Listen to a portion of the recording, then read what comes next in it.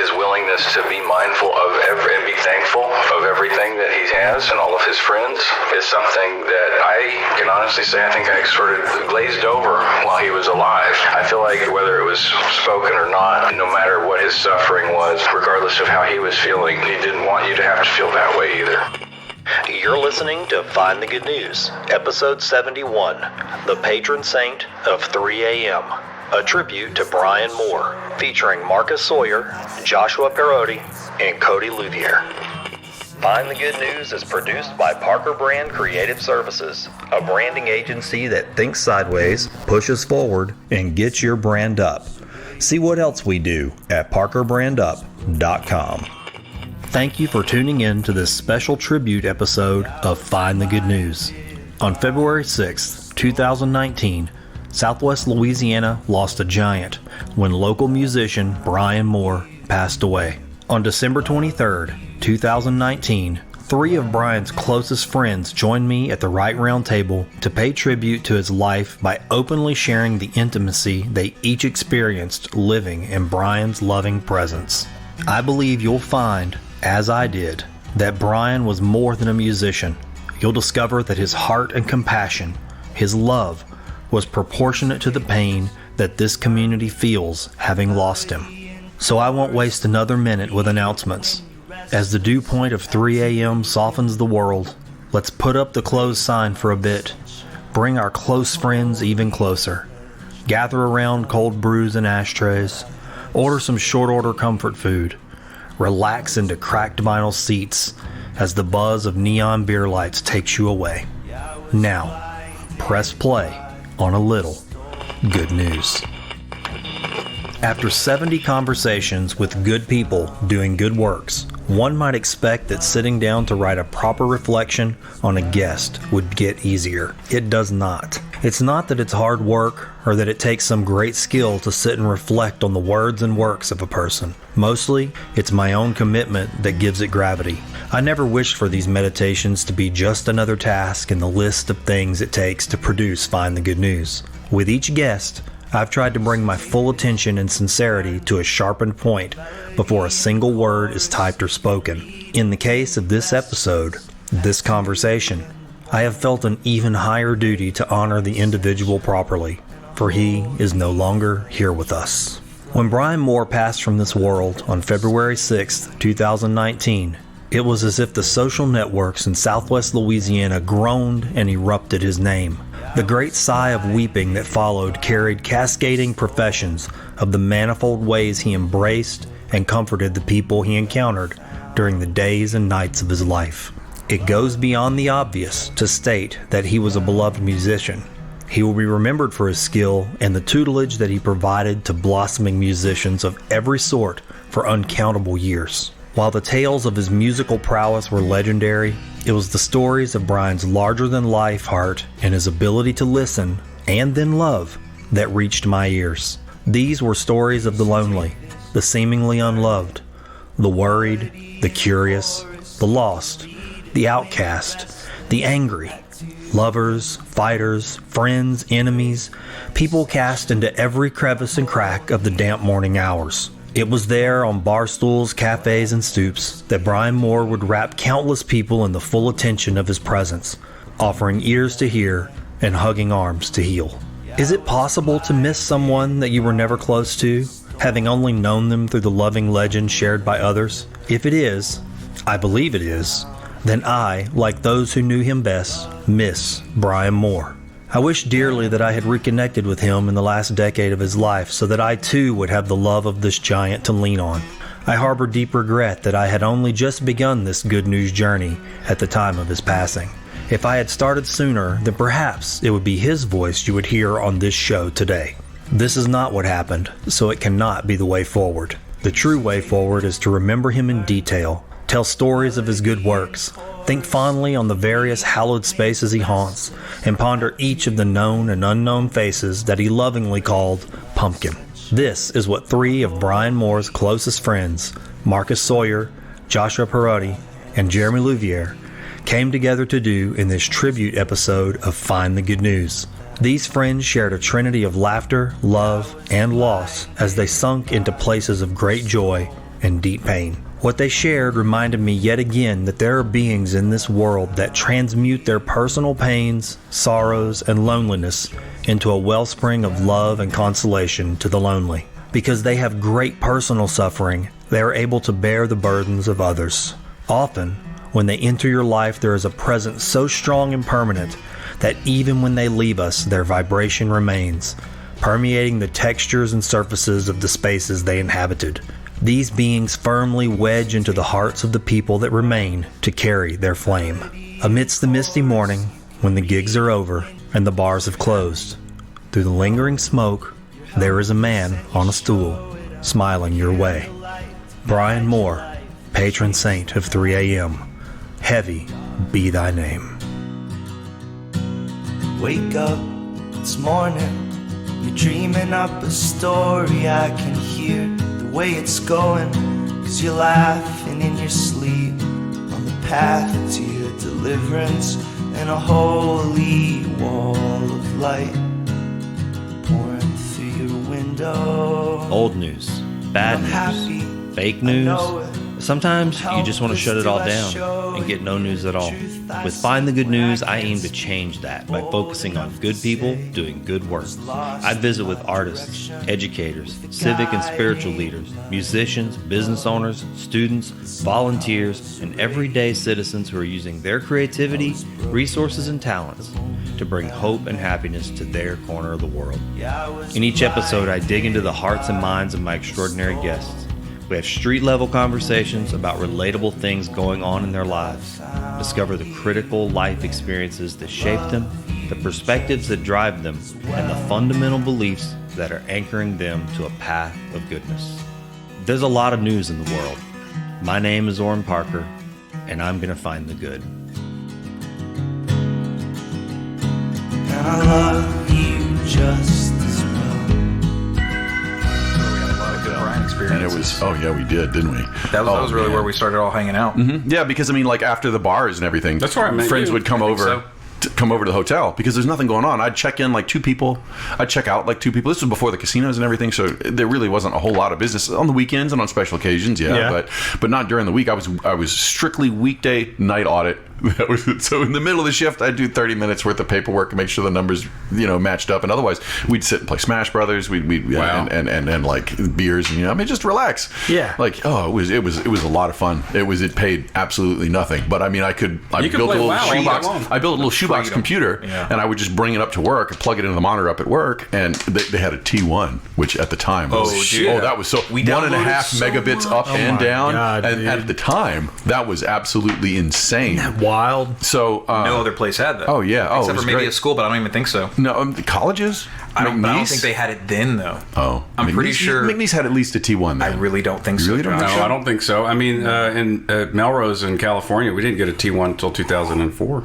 Oh God! I think they had good internet, but it was not a T1. Like you were the only person that I knew that had access to that kind of speed. Wow! It was probably because it was right off the interstate. And it What probably hotel wasn't was even that? on purpose. The one right- Inn on the Bayou. Oh, okay. Yeah. It's now a Motel 6, I think. Yeah, it's the one that's right by it's that restaurant that has been like a bunch been of like different 17 stuff. different things. Yeah. It was two It's the only cans or something. hotel, Yes. even in this town, it's the only hotel you can boat up to, dock your boat, and go That's stay. right.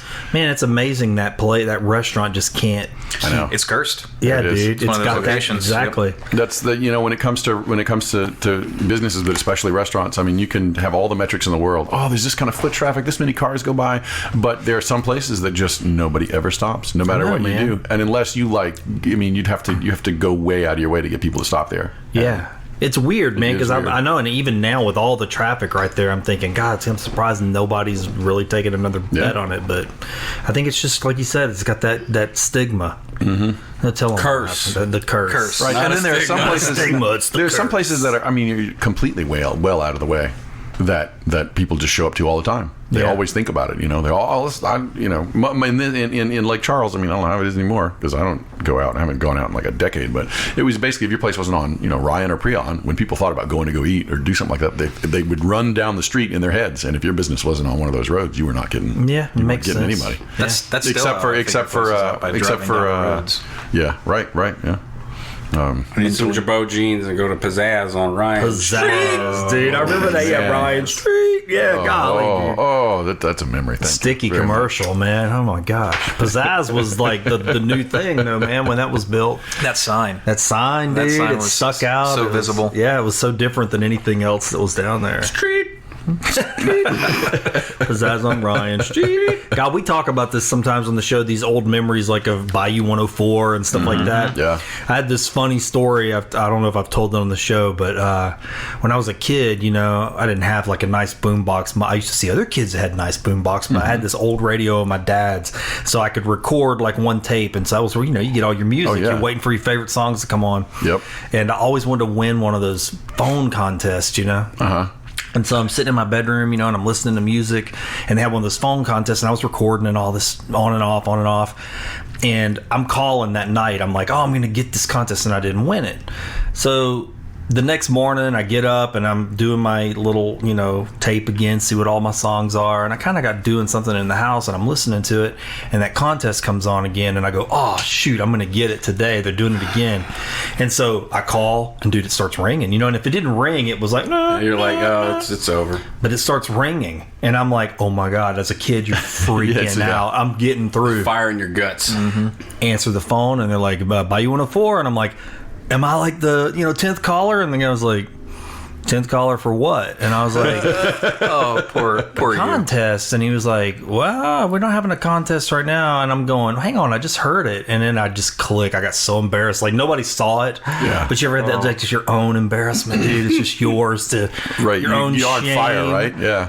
Dude, I just hung up the phone. I'm so ashamed. Because I realized, I said, I must have just kept recording. Oh, no. And so I had been playing that cassette. You were accidentally listening to your cassette. I was listening to the contest from the night That's pretty before. common back then. We make mixtapes all the time. Wait for the top 10. Be like, there's a song that I like. And then tomorrow, maybe my song the other song I like, I can record it and make a mixtape. Yeah. There was a movie, when you said that story, I was thinking about this movie where this guy lives in a basement. It's like a summertime movie. It's, dude, I know what it is. It's called One Crazy Summer. One Crazy Summer. It had Bobcat Goldthwait and John Cusack. Yes. And you remember the guy lived in the basement? He had long hair. And that's what he did all summer. All summer trying to win that damn contest. And he drops it. He finally gets through on the damn call. I remember. And then he gets so excited that he pulls the phone out of the wall. And he has a total psychotic break. He does. Because it's he sits there. Yeah. He's like waiting. He's got the phone. It's like he's obsessed with it. Chain smoking. Oh, dude, that's funny that you bring that up. That's one of my favorite movies, man. Yeah. When I was a kid, I would watch that over and over. I used to love Bobcat Goldthwait. I think he's hilarious. Yeah. He pretty much just played the Police Academy character over and over again in a lot of those movies. I mean, the first time I heard Bobcat Goldthwait do stand-up, I went, hang on. That's not him. This guy's totally different. I didn't realize he was playing a character. I thought he talked like that. It's like, this guy's made a career. But you remember the first guy to hire Bobcat Goldthwait, that everyone around him like, you sure you want to hire that guy? Yeah. Yeah. Yeah, I've listened to a bunch of podcasts with him on it, and I'm like, damn, dude, I love listening to his comedy's funny, man. I mean, it really is. Funny guy. So look, I mean, we've actually been rolling, so we caught a lot of good banter. That was fun. But the show's about Brian Moore. So for my listeners, I'll quickly tell this story because I don't want to be the voice on this tonight too much. So about a little over a year ago, whenever I started the show, the basic premise was I want to celebrate good people doing good works. That's literally the intro to this podcast. It says, I'm seeking good people doing good works. And so I started looking around the local community. And of course, when you start a show, you look at your own network immediately. Who do you know immediately? And so I put it out there to the listeners to tell me after that, once I hit my initial, circle of influence, and the show was kind of getting its legs, I was like, hey, tell me people to get on the show. And so people started feeding us, and then I was going, wow, I'm kind of scheduled out for months. During that time, Brian passed away. And that's when I started hearing all these stories about Brian. And I'm going, man, I kind of started kicking myself because I was like, I really wish I had got on the front end and had an opportunity to capture Brian on this show, you know, and have one of those conversations like I was having with all these other people, because he kind of checked every mark, you know, these unsung heroes, because that's what the show is, really. It's about people that maybe aren't getting that public celebration, but they're out there doing something and helping people and touching people's lives. And what I realized with Brian was that was what he's been doing in his whole life. Yeah. And, you know, I knew Brian in junior high school, and we didn't really stay close friends after junior high. And hearing some of those stories, I really felt like we'd have been good friends. You know, just some of the really touching stories that I heard. So, well, he never met a stranger. That's what it sounds like. So the idea came up to have a show that was about Brian and bring close friends of his in to really try to share who he was and through personal stories, laugh, cry, whatever, you know. And I just think this is a great idea. So I'm going to kind of step aside for a minute and let you guys introduce yourselves one by one so the audience can hear your voice, and maybe tell us what your connection was to Brian Moore. Will you go left to right, or let's go left? Yeah, let's go clockwise to my left. All right. I'm Marcus. I am I'm a let's see, homeless vagrant, musician, producer, studio builder, recording studio builder. I'm one of 4 siblings, more if you count all the extra tendrils. Yeah, there you go. I met Brian. I think I want to say I met Brian through my cousin Josh, who's to my left, at my other cousin David's house in their recording studio. My cousin's dad built a very nice recording studio here in Maplewood, and Josh used to hang out with David and Brian in the studio because it was an awesome place to hang out, and you could turn up the as loud as you wanted. Oh God, I mean the SPL's sound pressure level, you could just crank it maximum on a fully analog system with 400 or 500 watts of power. Oh yeah, in that little. I mean, it was a little room considering how much power you put into it. There was blown foam all in the walls and control room. And wow. Super insulated, nice and cool, no matter what time. Legit. There's always the same temperature there. Legit studio, like here in Lake Charles. But it was pretty much abandoned after he had built it. No one used it. No, so we just used it as a crash pad. Yeah, play games. Like a end of high school, post high school, like crash pad for years. Interesting. I didn't even know that existed. Oh, it was so great. Oh wow, yeah. man! It's still there. I mean, so that's how I met Brian, and over the years, as I got into gigging and stuff, some musician and stuff, I met him at the gigs, and he also used to do where I first kind of got close to Brian was at an old place called it's not there anymore. The building's still there, but it's not the same business. It's used to be called D'Agostino's. I remember D'Agostino's, yeah. So I left Lake Charles in late part of '99 and went on the road with a band called the Thinking Pliers.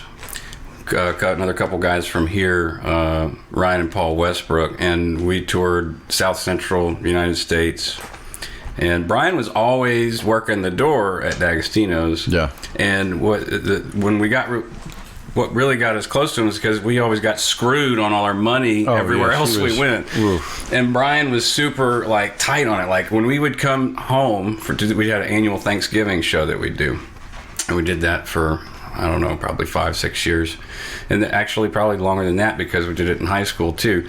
But he was always like, I make sure you get your money. Like there was nobody getting in there without paying, and that wasn't always the case. Like at D'Agostino's, sometimes people would sneak and get in, but Brian, whenever we were playing, he knew we needed that money because we were on the road, and he made sure that we got our money. And I mean, to be fair, also like with most people, but most venues, once that door money hits the owner's hands, it becomes a different amount of money. Yeah, absolutely. And I mean, nothing against that specific one. Joey was usually pretty awesome about that, but that's compared to others, yes. Yeah. Compared to an accountant who is always on the ball and makes sure that everybody gets everything. There were other factors during that time too, but I'll leave that for later. I'll let you introduce yourself, Josh. Oh, my name is Josh. Me and Brian were best friends for more than half my life. I met him, I was 17 maybe, so we're like 24 years maybe ish. We were not just friends, but like inseparable besties. It was amazing. Very, very lucky to have had a friend as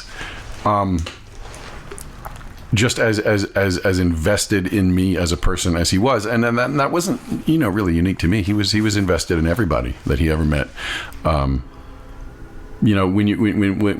When you talk to people and you swap stories, about politics, current events, or past experiences, or whatever it happens to be, it's very rare to find somebody who is genuinely listening to what you're saying, and when you're finished talking has genuine input. Like who processes what you're saying through their own life experiences and then is trying to help you, whether that's, I'm going to help you get this or get that or whatever, or more than likely like, well, how about if we view that experience you just told me through this other lens? Like, well, maybe that other person meant this, or maybe you should do that, or maybe as opposed to just waiting to tell you his new story or give you one piece of input and then switch to talking about him. He was just extraordinarily invested in everybody he met, and he was always very, very genuine. And to have, for me personally, to have gotten that as much as I did, I'll never meet anybody else like him, ever, and I'll never have a friendship like his ever again. And I'm so just. I'm lucky. There's no better word. I'm just so lucky to have been through that. We knew each other for a very long time. We never spent more than 6 months apart, and that was like this. That only got close even once. And he moved like 20 hours away, and after like 4 months, I couldn't take it anymore. I called him up, like, hey, you got space over there? You got space up in the town that like I don't even remember where it was.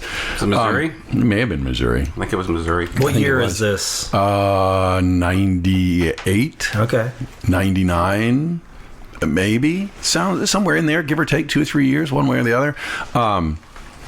And he was like, yeah, man, we got a place up here. I didn't know anybody but Brian. I didn't have anything lined up. I just threw all my shit in the car and drove 18 hours to go see him.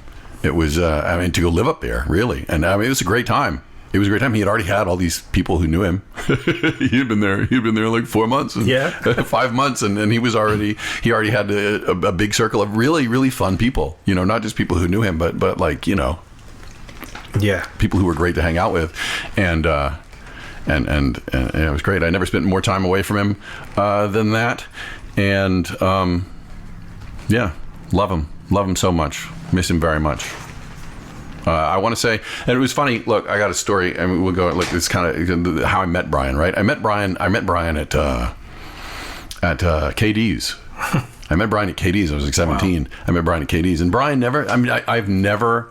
I've never in my life known him a long time. I've seen him meet so many people. I've never in my life seen a bad meeting like that wasn't very intentionally on the other person's side. Like you got to really be insulting him like repeatedly and threatening people with violence and like over and over, because he'll try to get over the first threat. He's like, well, I hear what you're saying, but maybe we could just be friends.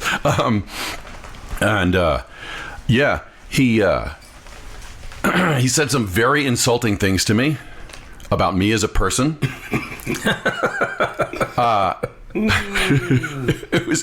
It was pretty bad. I think his exact words was, "You're generic. You are in no way unique. And if you died tomorrow, I even know somebody right down the road from me who could take your place in a heartbeat." And I don't really remember saying very much to him. He says that I insulted a good friend of his. Oh wow! Who was sitting next to him? I don't remember that either, but it must have been a cherry insult. to have pulled that out of him. Wow, man. Right. I don't know. Like I said, I've known him so long. I've been never. insulted by him. We've been, we grew up together, and I've been insulted by him and assaulted by him, and we've assaulted and insulted each other for a long time. And I will say by that me, yeah. Oh, yeah. Yeah. No, I mean, you're I just want to make that clear that you're pointing at me. We're talking about me, not Brian. No. It can be incredibly cutting, deep cuts. Yeah. You just have a sharp wit, is what it is. It is, and you can just pop off like that. But that was the trigger, though, is I remember Brian defended other people before he defended himself. Yeah. So totally. Yeah. If I'd have insulted him, he wouldn't have gone anywhere. I see. Yeah. Okay. And I was, I mean, the next time we met, though, we were best friends. Like after the night, the next time we met, we were best friends, and it never stopped. He got that out. He fired it off at you, and you took it. And it's like, okay, we got that out of the way. Now you know what the score is, so we can be friends now. Right. And it was great ever since then. That was the first and last time he ever said anything negative about me. Wow. To my face or behind my back, or at any point.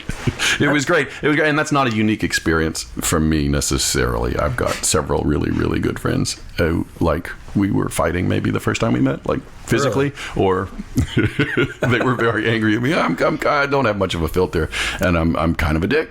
I got a good heart. I can say that about myself. Sometimes, I can be a bit raw. The truth that cuts like a blade, right? I mean, sometimes the friendships that are built on that, well, it's better than the friendship built on a bunch of bullshit. You know? Sure. I mean, you find out right at the beginning what the truth is. Yeah, for sure. It's pretty nice.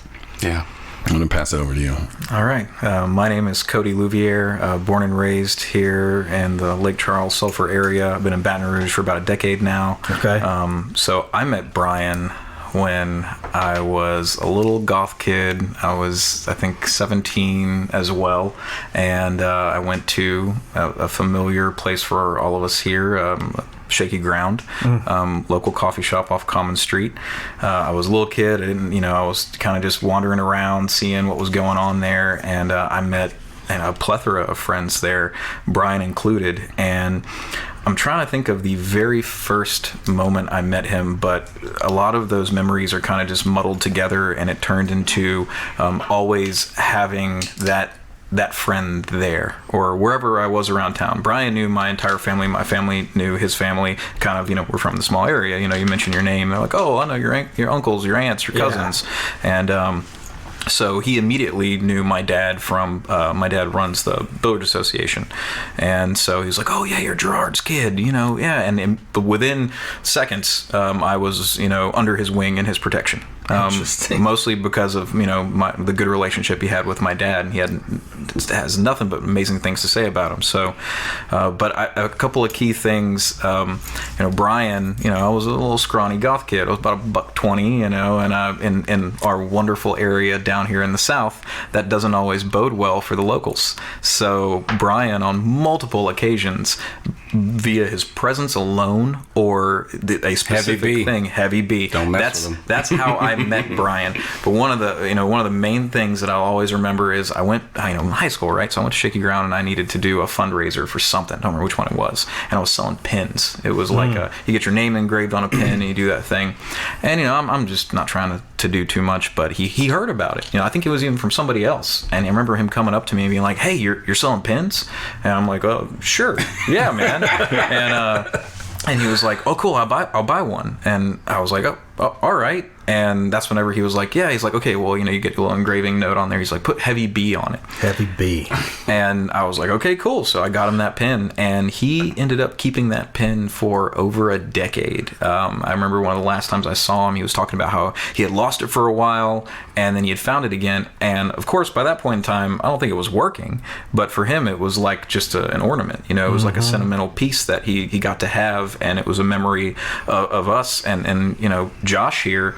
I'm trying to remember. I think that kind of led, in that time, that era, me, meeting Josh and everyone else, and then we would go to on the bayou for graveyard shift, and we, I had insomnia when I was a kid, so I wasn't sleeping, and Brian would show up after a gig, with a gallon of Arizona iced tea and a family-sized submarine sandwich. Oh yeah, and that was a bag of chips, a big bag, full-size bag. Oh, like this is a Walmart. No, he didn't stop at the gas station. No, and that was his. Right, like that wasn't ours. We had to bring our own. That was his bag of chips. That was. Oh, he would share. He would. But if you didn't ask him for any, he was eating that whole thing himself. Yes. No problem. It was no problem. It was 100%. very, very simple. But yeah, if you needed some, oh my God, I want some chips. Oh yeah, of course. Yeah, he'd share. But That's so that was funny. That was for him if nobody else wanted it. Yep, and it would be gone by the end of the night or morning. Man. Whenever we would all leave leave around. He could put away food when he was a big boy. But heavy B, and it was always great having him around because, like I said, scrawny little kid. People want to start shit with you all the time, and Josh and I have been part of that together, where people they're like, "Hey,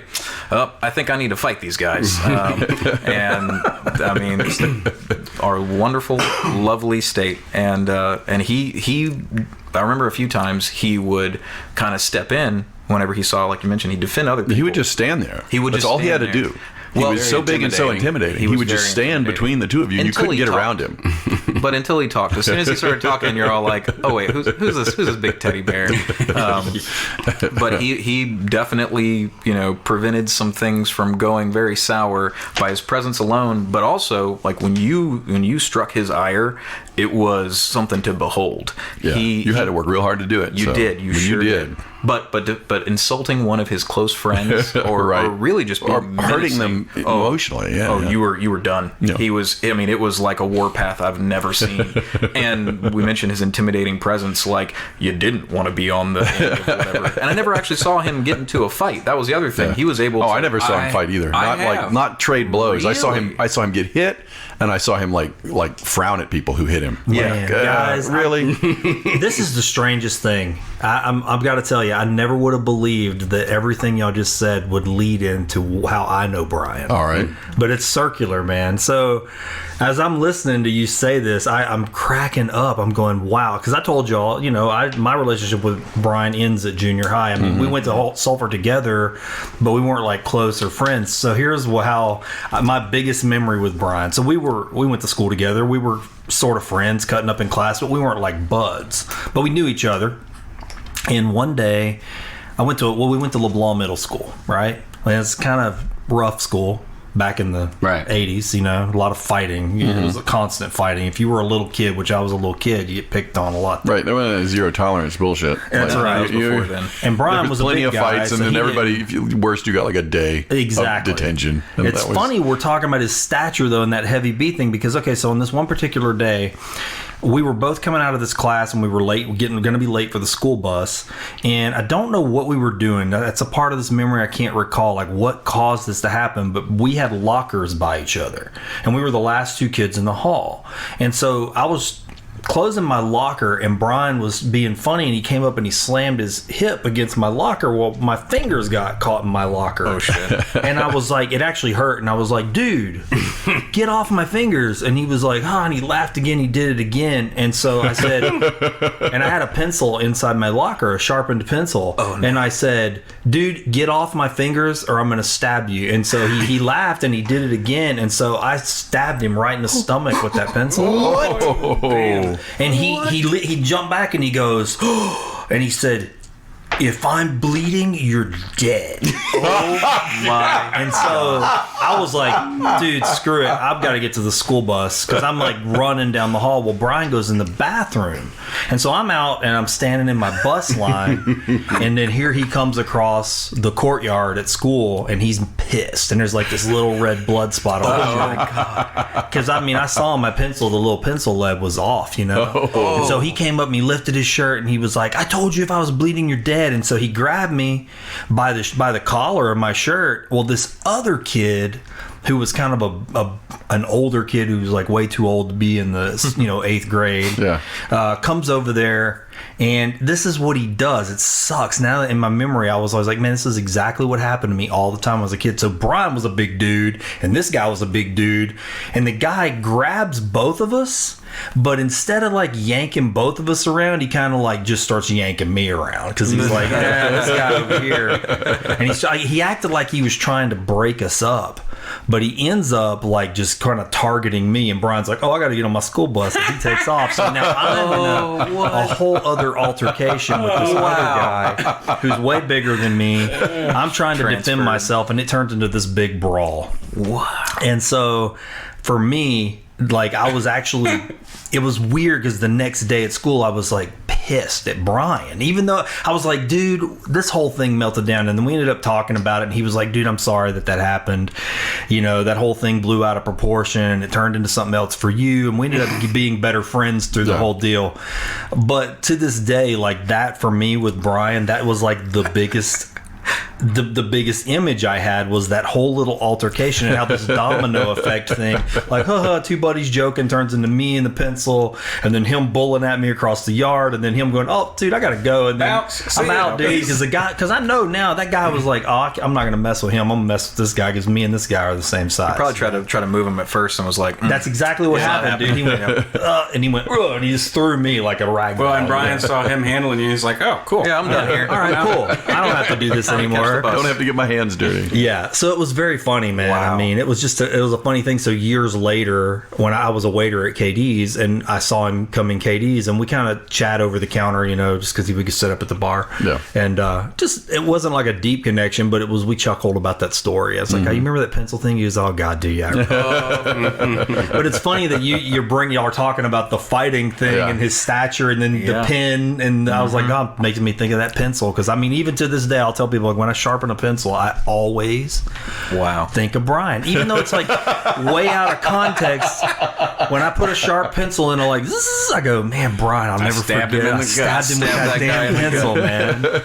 Yeah, heavy set the precedence, though. You know, you're like, all right. And he probably was like, okay, that guy can take care of himself a little bit, man, dude. At least with a pencil. With a pencil. And I'm happy, I know it.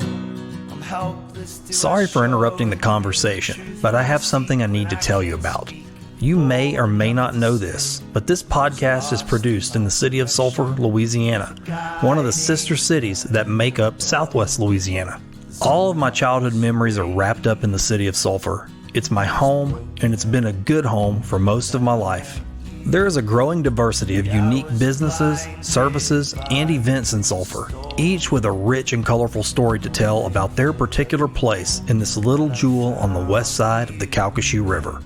My mission is to promote good news, to put a positive signal out in the world.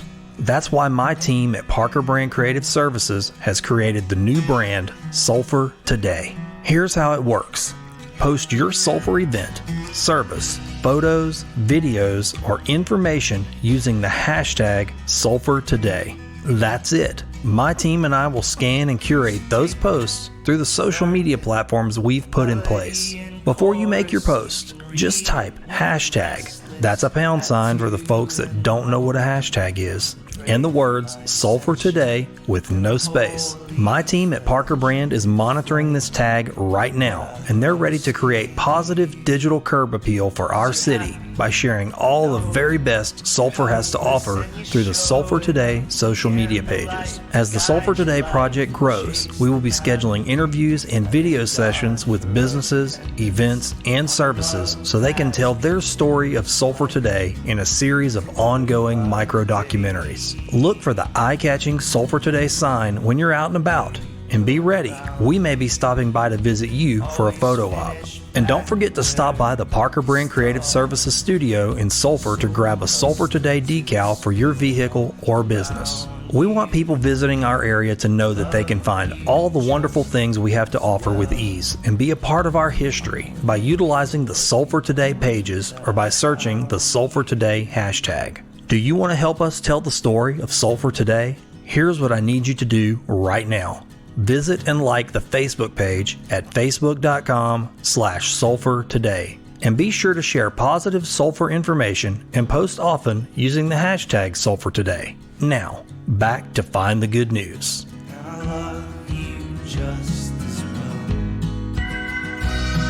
Oh, dude, anyway, I just thought it was funny the way it was kind of going around the table, and then you start talking about a pen and heavy ideas. Right, that is a strange way to really kind of jump into discussing Brian, because that is such a small fraction of his life experiences. Yeah.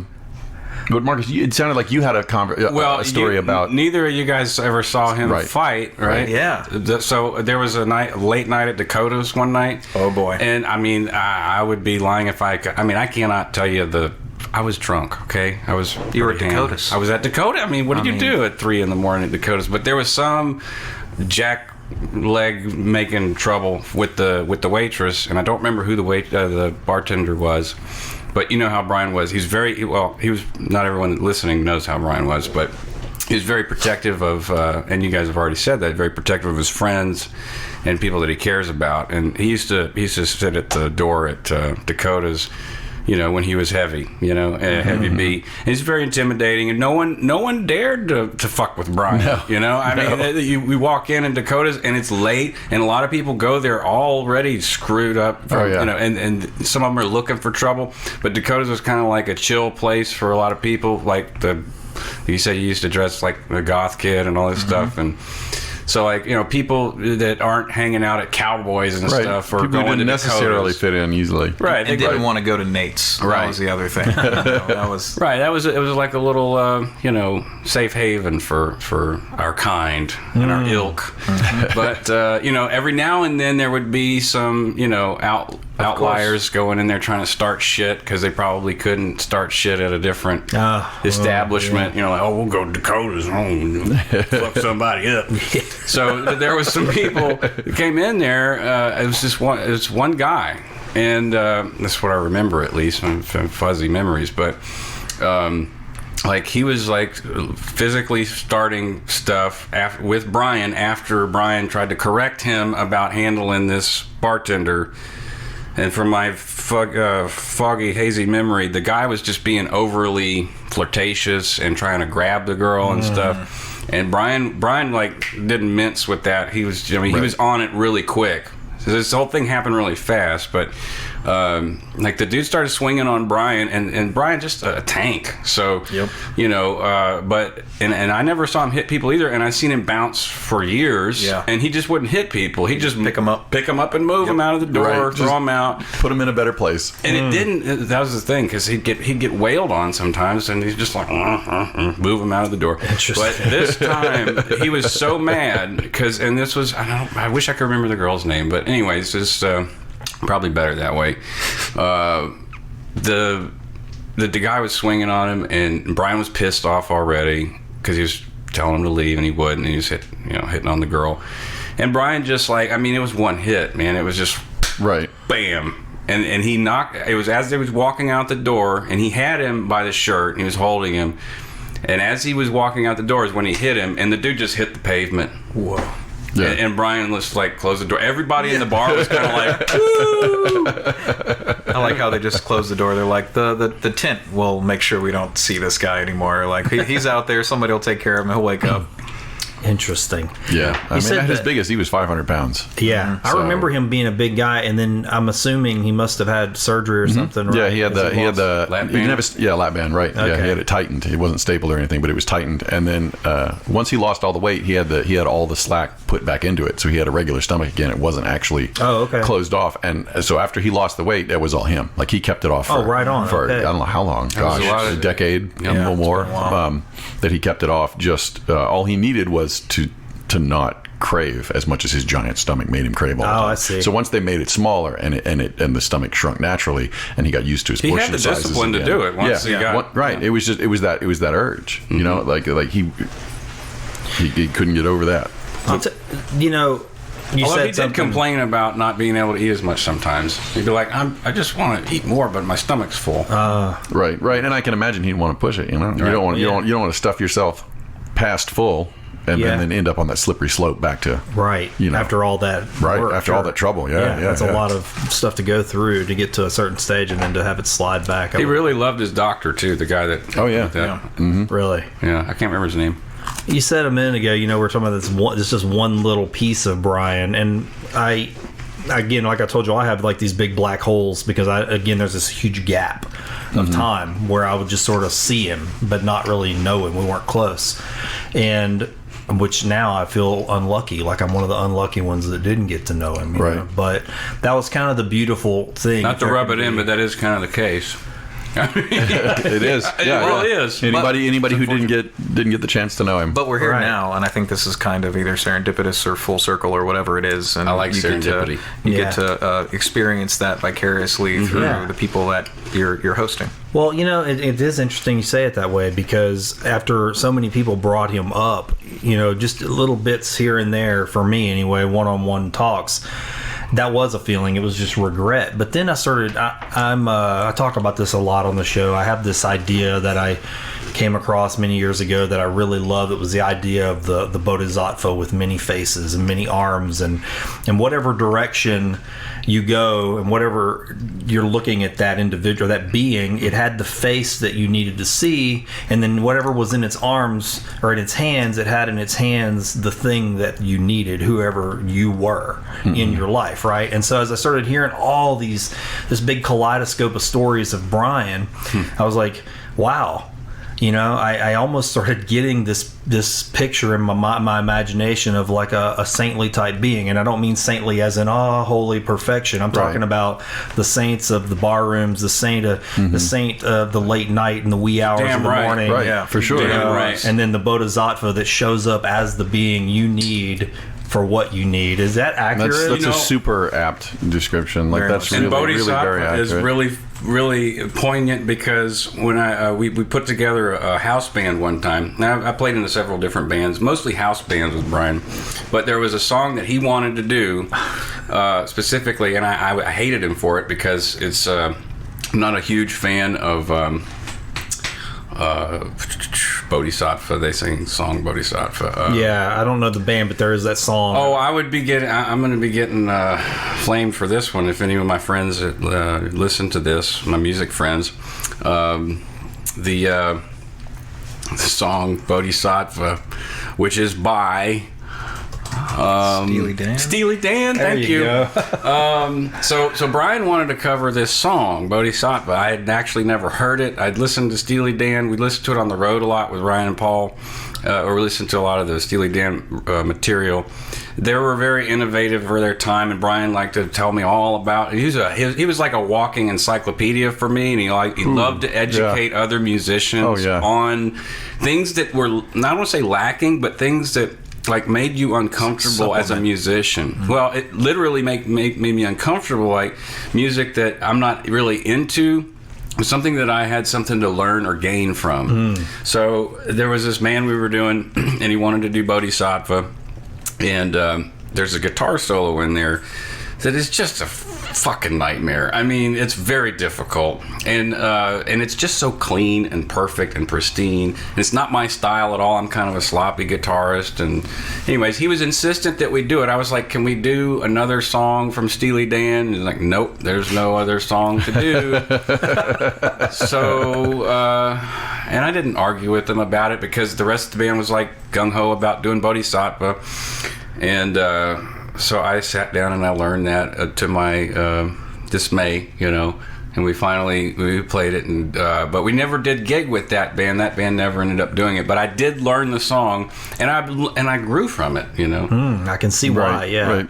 It's kind of forcing you to be precise, and it gives you like that. Yeah, he was always doing that shit to me. Well, it's kind of funny talking about. I mean, I want to get back around to Brian, this Bodhisattva idea with him actually, but just to jump into music, because I'm not like you guys. I don't have like a real dense knowledge. I know what I like, and that's kind of broad and all over the place, and it changes from day to day. But when I was in high school, I got into the Police and Sting, and I went down that rabbit hole. That was one of his I found that out from somebody else, because I told you there's a huge gap, a disconnect, and my friends were like, why do you listen to Sting? It doesn't sound, because it was like so far detached. Sting's music wasn't cool anymore. Does that make sense? Like he was off doing all this experimental stuff, and I dig it, and I've just been following him. Well, you had a diehard base of people with the Police. I mean, they were such a huge thing. They were such a departure from a lot of the rock at the time. Exactly. Synchronicity was a huge record. Oh, dude, that's what's in Brian my was a huge fan of that whole album. Spirits in a Material World, and all that stuff. And the lyrical content was amazing. Oh, the lyrics are incredible. Sting's a music poet, was man. amazing. It's a three-piece, and when you listen to that band, especially talking about Brian as a musician, the arrangements moments with the 3-piece were just unbelievable. Like, well, when he passed, somebody had posted that video of him playing "Message in a Bottle." That's just incredible. And I've listened to it even today before you guys got here, because that's one of my favorite songs. The lyrics of that, and I got to thinking about. I was reading the comments, and somebody made a comment in that video that said, "Don't get Brian started about Sting. He wouldn't shut up." And I laughed because I was like, "That's so cool," because it made me again sad and regretful, because I was like, "Man, that was like another little thing that we probably could have sat and had a long conversation." Another layer, about, you know? Most definitely. No, I didn't like the Police. Whenever I first met Brian, I was like Bauhaus, Joy Division, all that kind of stuff, and I think this is a theme. He really helped me expand my musical horizons and accept it. And it wasn't that it was just something I would like by default. It was the knowledge that he imparted on me. He gave you that extra. Yes. So it made you go, "Oh, now I love the story with the music," right? Yeah. And it's probably just because of him. But the knowledge about those things, like learning about the complexities, like I'm not a musician, but I like music. So when I found out like the behind the scenes stuff, I was like, "Oh man, that's really cool." Right. Yeah. Like that that provides a new respect, which led me to enjoy it. And then, he was always playing it or humming it, or just whenever he just mess around, that was normally his default. That's awesome. And so I got to hear that a lot. Mm-hmm. That's kind of interesting, because what you just said could apply to Brian. Yeah. Once you hear his name, Brian Moore, but then the complexities and details, which gets right back around to what we were talking about, him being the saint, the 3 a.m. saint, That's such an apt description. It really is, yeah. Wow. It was everywhere. And the last time I remember hanging out with him was you and I and Brian, and me and Josh and Brian, and it was after a gig. We went to Denny's. Yeah. We went to Denny's. That was a Chuck Fest. Was that after? That was the Chuck Fest before this last one. Oh, that's right. Mm-hmm. It sure yeah, I didn't. We were there all day. So I was my gig was playing on the fucking street. We were there all day, and I hadn't seen you all I needed day. A ride. And it was 2 a.m. and everybody was done, and I was like, "Holy shit!" And I'm on the street here? Playing on. I passed this little corner like. Yeah. I don't know how many you times didn't even realize he was there. I didn't even see him there, and it was all done. And he was like, "I gotta pee. Watch my stuff." and then from there, we went and got drunk food and had. And I remember we were sitting there, and he said, "Man, this day's great, but this is my absolute favorite part of the evening, right here. Just sitting." Post bar and everything, and eating like bacon and eggs and with his buddies. and pancakes with his friends, and talking about like life and how messed up it is, and sometimes current events, but not even necessarily, more existential stuff. And that was we both shared that was, and I'm sure, Marcus, I'm sure that's your in general favorite part of the evening too. And Cody, I don't know, I like being on stage. Yeah fair enough. And we did a lot of that. Man, we did a lot of that. We used to go we used to hit up Pit Grill. Oh, man. We used to hit up Pit Grill and get a coffee and a buffet. Yep. Yeah. And for 4 or 5 hours, we would just sit and smoke cigarettes and drink coffee. And every time they would bring fresh bacon out, we would go and get a plate of fresh bacon. Interesting. And I would get a biscuit. He would get just bacon. I would get one single biscuit and also like a half pound of bacon, and we would sit and we would eat that and drink more coffee, and hours and hours and hours we'd spend there on the like $6 or whatever it was plus tip. Those things become pretty sacred, right? They were always sacred to me. I was never confused about how amazing those moments were. Really? Not just in general as well. Those the coffee table time, just the existential discussions around whether it be beers or coffee or whatever, cigarettes or what have you. Coffee and cigarettes. That was I structured my entire life around having more of those moments. I let so many things go and didn't go here and didn't do that and didn't do specifically to have as much of that as possible. And since he was my best friend, like a huge, gigantic, like 90% of those times were spent with him as well doing that. Yeah. And I always just I don't want to live with regrets. Obviously we all do, but with as few as possible, and like super stoked that's how I staged like the 20 years that we were together, was to have as many of those times as possible.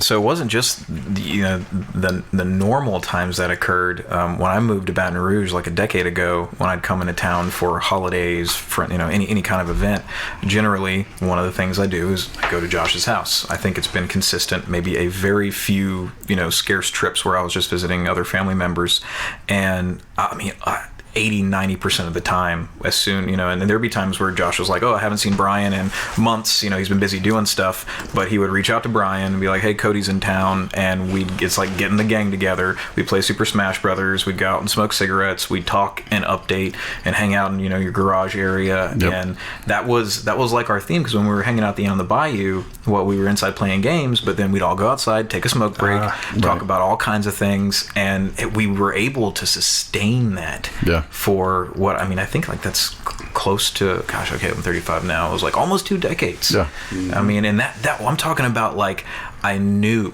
when I came into town and would go to Josh's house, there were a few select people that would be there, and Brian, unless he was out of town. And Brian, one of the last best memories was when you finally. Oh yeah, we came to visit. Whenever, as opposed to me coming into Lake Charles and getting to hang out, I was like, guys, you got to come to Baton Rouge. Let's party. Let's hang out. And Josh and Brian came in, and look, I was like, I'm gonna get Brian. He was like, okay, get Brian. Well, and I'll be completely transparent. I called Brian, and he was like, oh no, this is perfect. I'm having such a shitty time. This is exactly what I need, and I didn't know I needed it. And I was like, all right, get your clothes. I'm gonna pick you up in 30 minutes. Well, and it wasn't just that. And so to kind of preface a little bit more, like, I was dealing with some shit. That's why I made the trip. Yeah, I was going through. Cody needs friends, and I called Brian. And Brian was like, all right. He's like, how long do I have, or something like that. He's like, do I have enough time to go home and get clothes and take a shower? And Josh was like, yeah, take care of it. And we had such an amazing weekend. But it was like that same kind of thing. Right. Like, we no played matter games how much time went by, it was this pocket dimension that we had created and got to relive for 2 decades. Yeah. It's crazy. That's interesting, man. Great. The way you worded that, I don't know the right way to say this, but it's something that I guess I'll just say the way my imagination feels about it. So would you say that when you guys were together, you were all kind of inside Brian's heart, like in it at that moment, and maybe that's why the time was different, like it was isolated? Because some people have that kind of... I feel like he had an aura, a massive aura. Yeah, like you were in his when field, he died, right? it felt like something had literally left the earth. It was a great disturbance in the force. It was a disturbance in the force. Yeah, there you go. Yeah, you were in his field whenever you were with him, yeah? Because that can make time like everybody change. Was. That's the way I feel about it. Everybody was in Brian's world.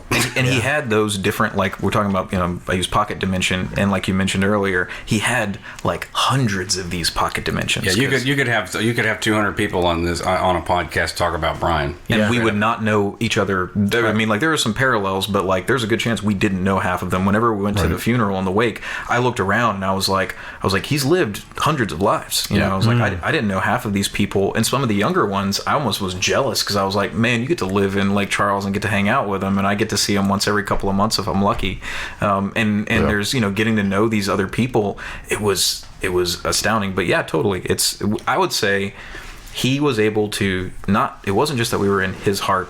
I think that he was able to share that with all of those different groups of people. So when we were together, because you'd notice he wasn't different around different people, but there were maybe some key things. Maybe it was inside jokes. Maybe it was some kind of comfort. Maybe it was just familiarity. Like when we were hanging out, it was different than whenever we were hanging out with him and other people too. Yeah. Oh wow, okay. It was something special. Interesting. Yeah, I wondered about that because the different people that I've talked to, I got the impression that he had this sort of malleable presence to where, he, and I guess the word I would say was like table presence. He was with you when he was with you. Yes. Right. Does that make sense? Well, I would say that he had this unchangeable like core. And he was able to adjust some of the onion layers outside of that so that you could better experience it, right? Yep. Because we all have these different experiences, and if he wasn't able to do that, not everybody would be able to experience him as he is, but he was able to slightly change seemingly meaningless things so that you were better able to experience that core that was unchanging. That was him. That's the best way I can maybe describe it. Did he and I don't know this, so help me understand, because usually people who have this reaction to somebody like him when you learn about them, you find out that they were very good at like almost sensing like the next level of the conversation to go to. Was he good at that? It was effortless. Yeah. There was no sensing. It was part of who he was. Because he just kind of fell right into it. Yeah, there was no filter it had to pass through. There was no discomfort. There was no awkward silence. There was like just pumpkin. Yeah, oh, jeez, dude. What's that? He used that as a term of endearment quite a bit in the last 10 years of his life, yeah. Well, that's what made me think of whenever, like, there was no resistance. Because, like, it was like, you know, literally, like, your mother would talk to a child. Oh, wow. And like, oh, it's okay, baby. You know, like, you know, when you're having a conversation with them, you have an issue. And, yeah, me too, Cody. He called All right, brother. It's okay, man. They mentioned that in the at the funeral. It's like we were all, everyone was connected in that Garrett. way. It was, yeah, I think so. Oh man, thank you. Yeah, he got him in there. Does anybody else get called Pumpkin? And we all just everybody, the entire church erupted with laughter. Really? Because and that's all he had to say. Anybody else get called Pumpkin? And everybody just started belly laughing. Yeah.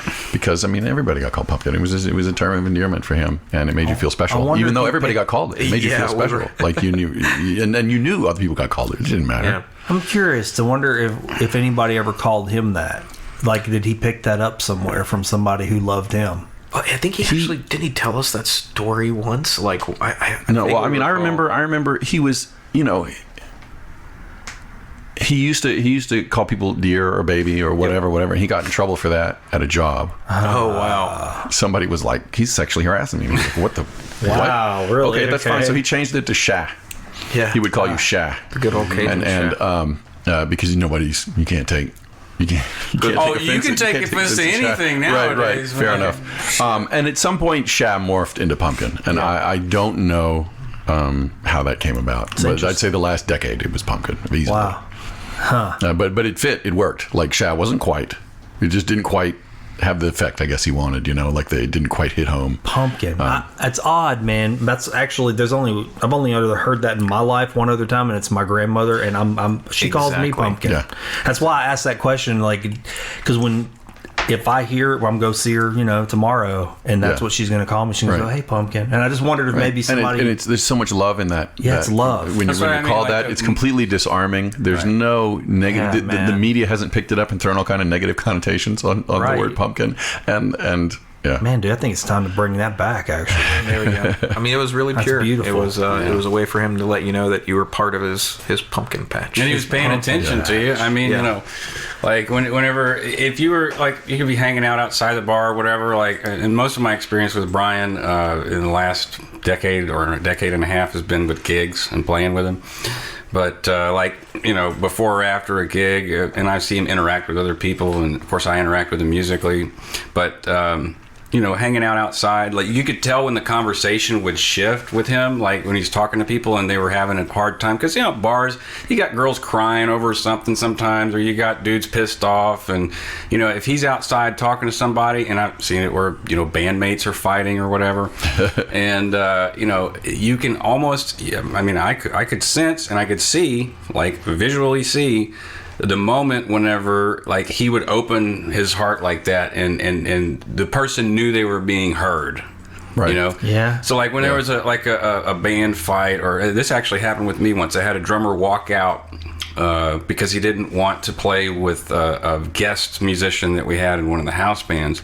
And I was so pissed off because I was paying this guy $150. You know, he was a spot drummer that I called last minute because our other drummer couldn't make it. And you know, it was a little more than what I usually pay a drummer, and the fact that he just got up and left because this other guest musician, who everyone in the bar really actually enjoyed and liked, and no one else in the band had a problem with her coming up to sing, he just got up and then I asked the drummer if he minded if someone else, because if he didn't want to play with this artist, would he at least leave your freaking drumsticks so that someone can come and play? Oh no, that's not happening. And I just was so pissed. And so this happened with Brian. I like, he was so calm about it, and I couldn't. It was disarming, like you said.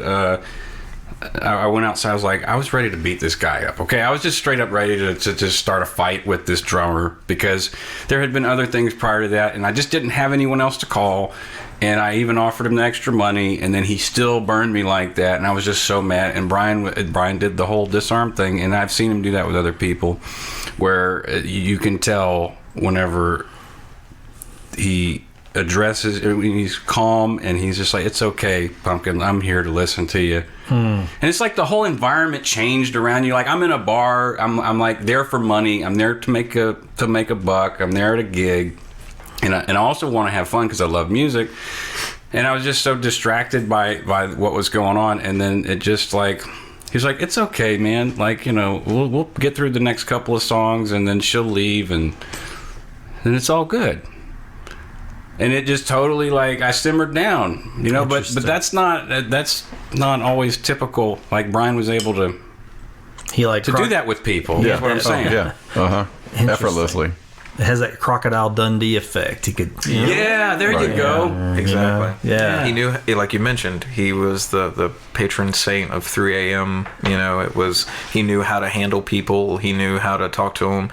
And because he'd been around in all of these bars for so long, he knew so many people, there was an easy way for him to talk about someone that you were connected to. Yeah. So that way you made a connection, you were more comfortable with them, and then you would listen to them versus those, 1% or less, 0.01% of people who were just there to start some shit. So you all knew him, obviously, really well. Is there anything that you learned about him since he's passed that surprised you or that you just didn't know? Not really. Really? I mean, not on my end. No, I can't think of. I learned that his brothers sound a whole lot like him. Oh, that really? Was probably the only thing. Surprisingly. Was that the first time you'd ever met his extended family? I had met them a couple of times, but never for any extended period of time, and there was always something else going on. So it was after his death was the first time I really actually sat down and talked and related to his brothers, and that definitely, Brian's traits definitely run in the family. And they don't have it as thick as he did. They don't have the same aura that he does. But I mean, even at the worst of times, they're very welcoming, and very thoughtful. Like I've never experienced thoughtlessness with his brothers or his mother or anything. Like they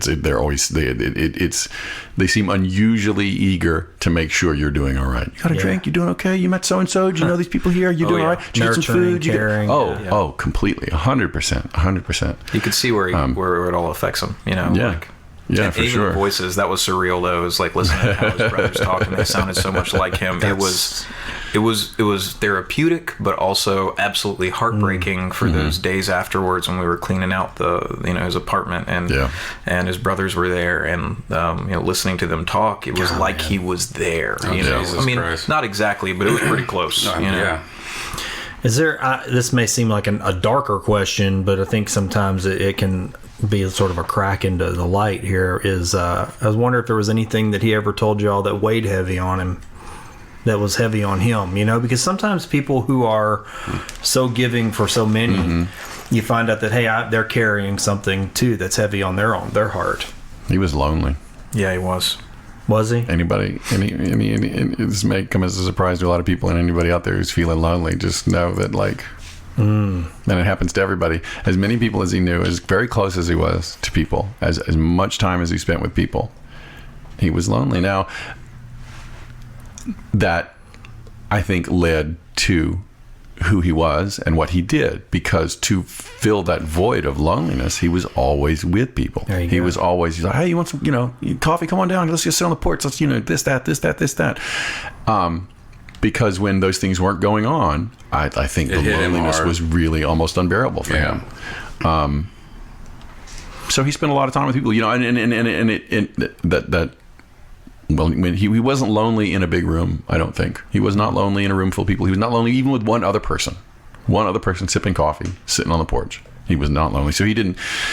He wasn't one of those lonely at a party kind of guys. Yeah. But whenever that was done, I think it was like stabbingly painful. It's interesting, man, that you say that, and I'm not going to get in too off in the weeds, but before we were rolling, I told you about a guest who came on and had revealed some really painful things that was going on in her life. She's also somebody who had shared a lot about Brian, off pod, but she said something so similar. It's so odd, the connection, because she said that she also is extremely lonely, and what she said, it made me weep. At the table with her, she said, I go home and I just pray that God just give me somebody to serve.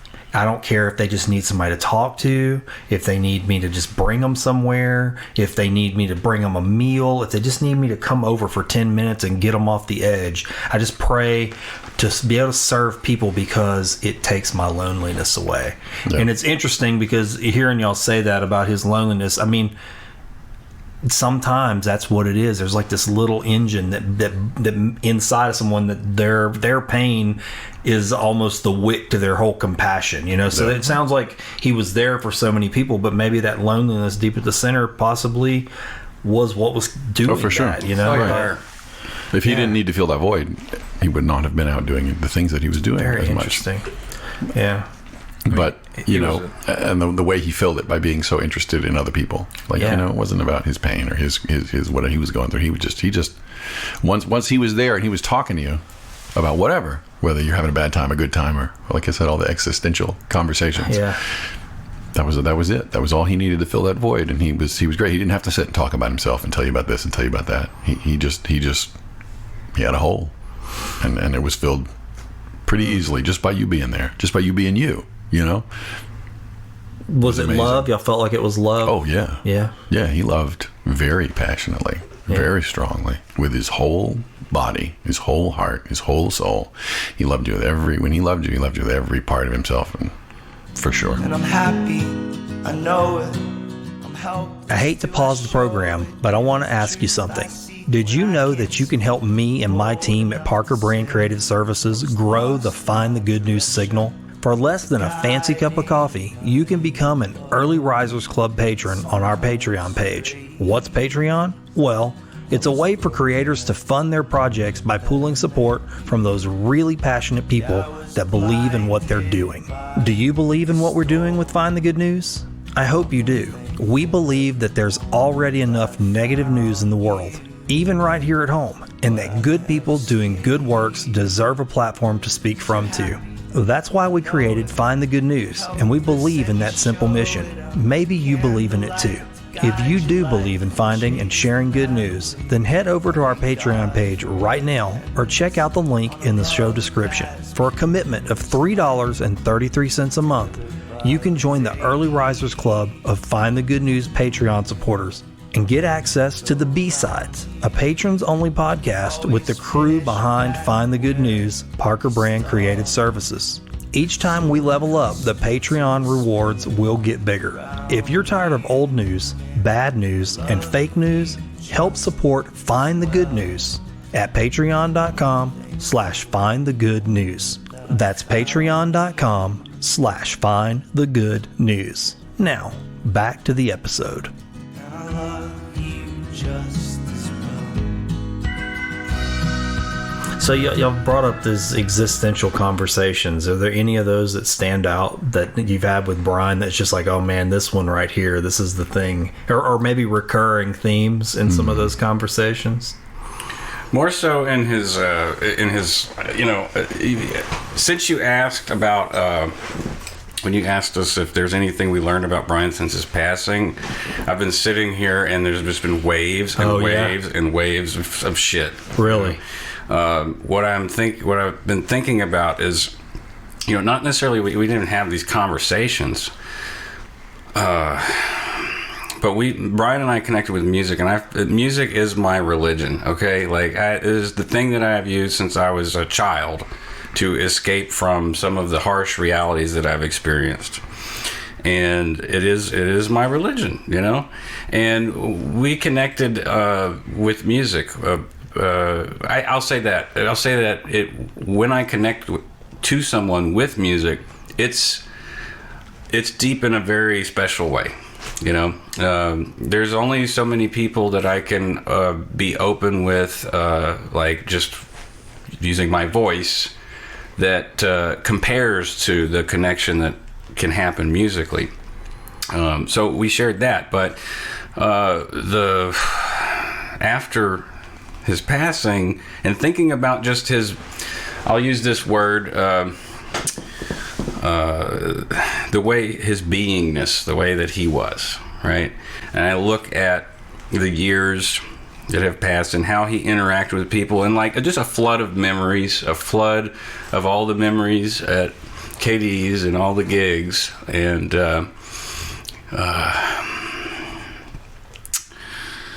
how he was as a person, how he would be as a person, and hearing Josh speak about his loneliness, and just feeling and having myself felt isolated from people, even though you're right next to someone, the feeling of isolation and loneliness, regardless of how much someone is willing to be there with you and be a loving friend. And I feel like he got that on a very deep level, and I feel like whether we spoke about it or not, his willingness to be mindful of and be thankful of everything that he has and all of his friends is something that I can honestly say I think I sort of glazed over while he was alive. And since he's passed, realized that, just seeing the effect. When his funeral happened, I was on my way to Sacramento, and it literally felt like when I was taking off, I was leaving a blast zone, like a nuclear blast zone. And Josh was incredibly tore up about it, and it brought me and Josh closer together than we have been in years, and I'm super thankful for that. But that's what came to my mind when you asked about if there's anything he taught us or anything we feel like we learned after he died about him, is that I feel like his whether it was spoken or not, my observations and my experience with him indicates to me that he was a very mindful person, and no matter what his suffering was, he was still willing to share. He was still willing to,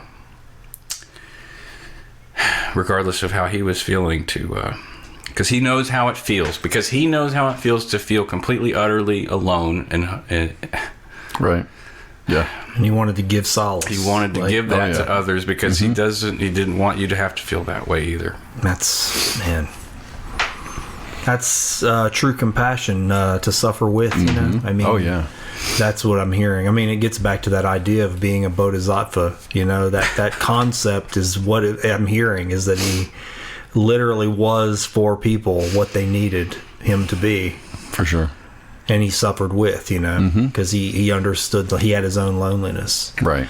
I didn't know that, honestly. And honestly, it doesn't surprise me, but it's actually painfully beautiful. I think it's... Right. I mean, it's rough to think of somebody like that being lonely. Yeah. Yeah. It's not something. It's not something that would occur to you just by hanging out with him, and just by, like we said, he had so many friends, so many close people who were close to him, so many people who shared stuff with him that they never shared with anybody else. You know? And yeah. To lighten the mood here a little bit, I've never had such well-packed cigarettes in my life other than when Brian would pack them on his stomach. Oh yeah, when he was a big boy, he'd get them from you when you showed up with a full pack. That he'd see the cellophane wasn't off when you pulled it out of your pocket. I've seen him doing that at KD's. You want me to pack those for you? Yeah, I've seen him doing that. And I've never since then never had one as well-packed as Brian. Yeah. I bet that with the presence it sounds like he carried for people who knew him, I'm sure those spaces where you communed with him have his spirit there. Everywhere. Oh, Jesus Christ. Everywhere. It's like, he was all over the cities. Feel him in the area. Yeah. I'm sure at Chuck Fest it's like that. I had to leave Chuck Fest for about an hour. I had to walk down to the seawall by myself. It was too much. It's like walking with a ghost. Yeah, I bet. I just wanted to scream at the ghosts. Fucking say something. Say something. I need more than just to feel the weight. Come on. Give me a jibe. Give me a joke. Give me a hug. Right. I had to walk away and sit and meditate by the seawall for an hour and kind of gather myself back together before I could go back, because this last one, I mean, was the first one without him. You know? Have you had any experiences, any of you, where you just feel like that comforter though around you sometimes, and sort of go, oh, that's Brian's presence. Sure. Yeah. I had that a lot after when I got to Sacramento. I had that quite a bit. I'd actually called Josh and texted him, and we had several conversations about it. And I felt Brian near and around, and very strongly. I had somebody who, and I won't go too far into that. It's not for me to share, but tell me that they've had that experience and they actually painted an image of him. Mm-hmm. Wow. And they were going through something really, really hard. One of the hardest things a person can go through. And they brought it up and they showed me the painting. And I was like, it's interesting. I mean, it is interesting and fascinating because that love comes through, you know, even when the flesh is sort of not around to do it. The love is still a force and energy of his. Yeah, it's energy. I mean, if it's been put out in there, I mean, it doesn't go away, right? Yeah. The energy doesn't go away. Yeah. It seems like his love was palpable. I mean, you can destroy stuff, and it's just in another form. Right. We had I took a week off work when that happened, and Josh had let me know, and I drove in town, and we had a lot of people flying in from all over the country, and it was we were all there, and it was like we were back together before everyone kind of separated, and a lot of that was Hurricane Rita kind of was the catalyst for many people to move away, at least from our friend group, and then a different era kind of happened, but everybody came back, and Josh had like a week-long wake at his house. Yeah. And that was crazy. Yeah. I actually had a fire that didn't stop burning for 2 months. Well, yeah. Yeah, I just kept stoking it from the coals. When it rained, I'd take some of the coals and hide them. And I would call that marathon grieving. Oh, it was. Yeah, it was necessary. Yeah, completely. And I got a reprieve for a few months, and then when I hit the 6-month mark, like I didn't even realize it. My body was like, "Hey, it's been 6 months. Something was missing," and I got super depressed. And I realized it after a month what was going on. It didn't help the depression. Yeah, and then I had another several month, long dark phase that I've only recently come out of. It was rough for me. Oh yeah, lots. I mean, just all the colors drain from me. You know, just nothing is just trying to chug through. You know, doing what I have to do, feeding everybody, getting stuff done. But other than that, like no joie de vivre. You know, no like, oh, I'm gonna do this and have fun and that. No. Oh my gosh. Yeah. You gotta find. But I mean, you just gotta trudge through it. You know, I mean, I didn't ignore it. I'm not gonna ignore it. You know, that's the worst thing you can do. So you just acknowledge your feelings and surround yourself with people who you care about, and food. Try to hit those buttons with drink and food and whatnot. Try not to get too lost in it and make your way out the other side. It's interesting you talking about that. The way you're describing it reminds me of something I heard this woman the other day talk about her losing her father. And they knew he was dying, so they had the time to prepare, but he was getting close, and what he told her, I was like, wow, that's really beautiful. And she said it stuck with her. He told her that when he dies, it's going to be rough. He said it's about to get rough, because we know I'm dying. He said things are about to get really hard. He said, but when you feel that pain or that loss, let yourself feel every bit of it. He said, because that's how you know how much love you got to experience with me.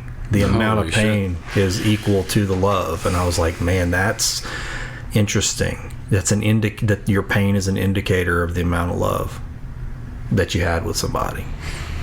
On more than one occasion, Brian told me, at least 2 or 3 times in our friendship, usually late at night, always late at night, he just come out of nowhere. He said, Josh, I'm going to go before you do. He said, and I'm sorry. He said, I can't help it. I'm sorry, and I don't want you to be sad. He said, but I can't help that either, and I know that you're going to be sad. But you go ahead and be sad. He said, but don't worry about me. He said, you be sad, but don't worry.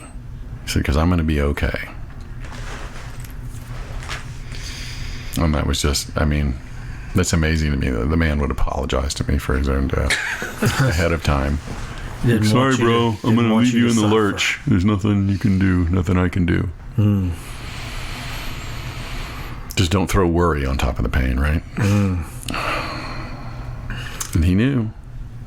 Yeah. How long before he passed that he had told you that? Was it had been years before the last time he had told me that. Before his surgery, I mean, he was looking at the writing on the wall. The doctors were telling him. He was a 2-pack-a-day smoker, 500 pounds. Yeah, they're like, you don't make it to 50 doing those two things. I remember him saying, he wasn't going to make another year or two, right? You know, if he didn't get the surgery and stuff. And that's why I say he really loved his doctor when he finally was able to get stuff done. And I don't remember this name, but anyways, he was very thankful that he found a doctor that was like, because I can imagine. The doctor took payments. That was what it was. Yeah. The doctor was not only a good guy, he not only did a good job and was compassionate and was thoughtful, but also Brian just had to come up with a down payment to get it done. The doctor was like, you give me the down payment, we're going to get you, because we need to get this done as soon as we can. Yeah. And so Brian would make monthly installments.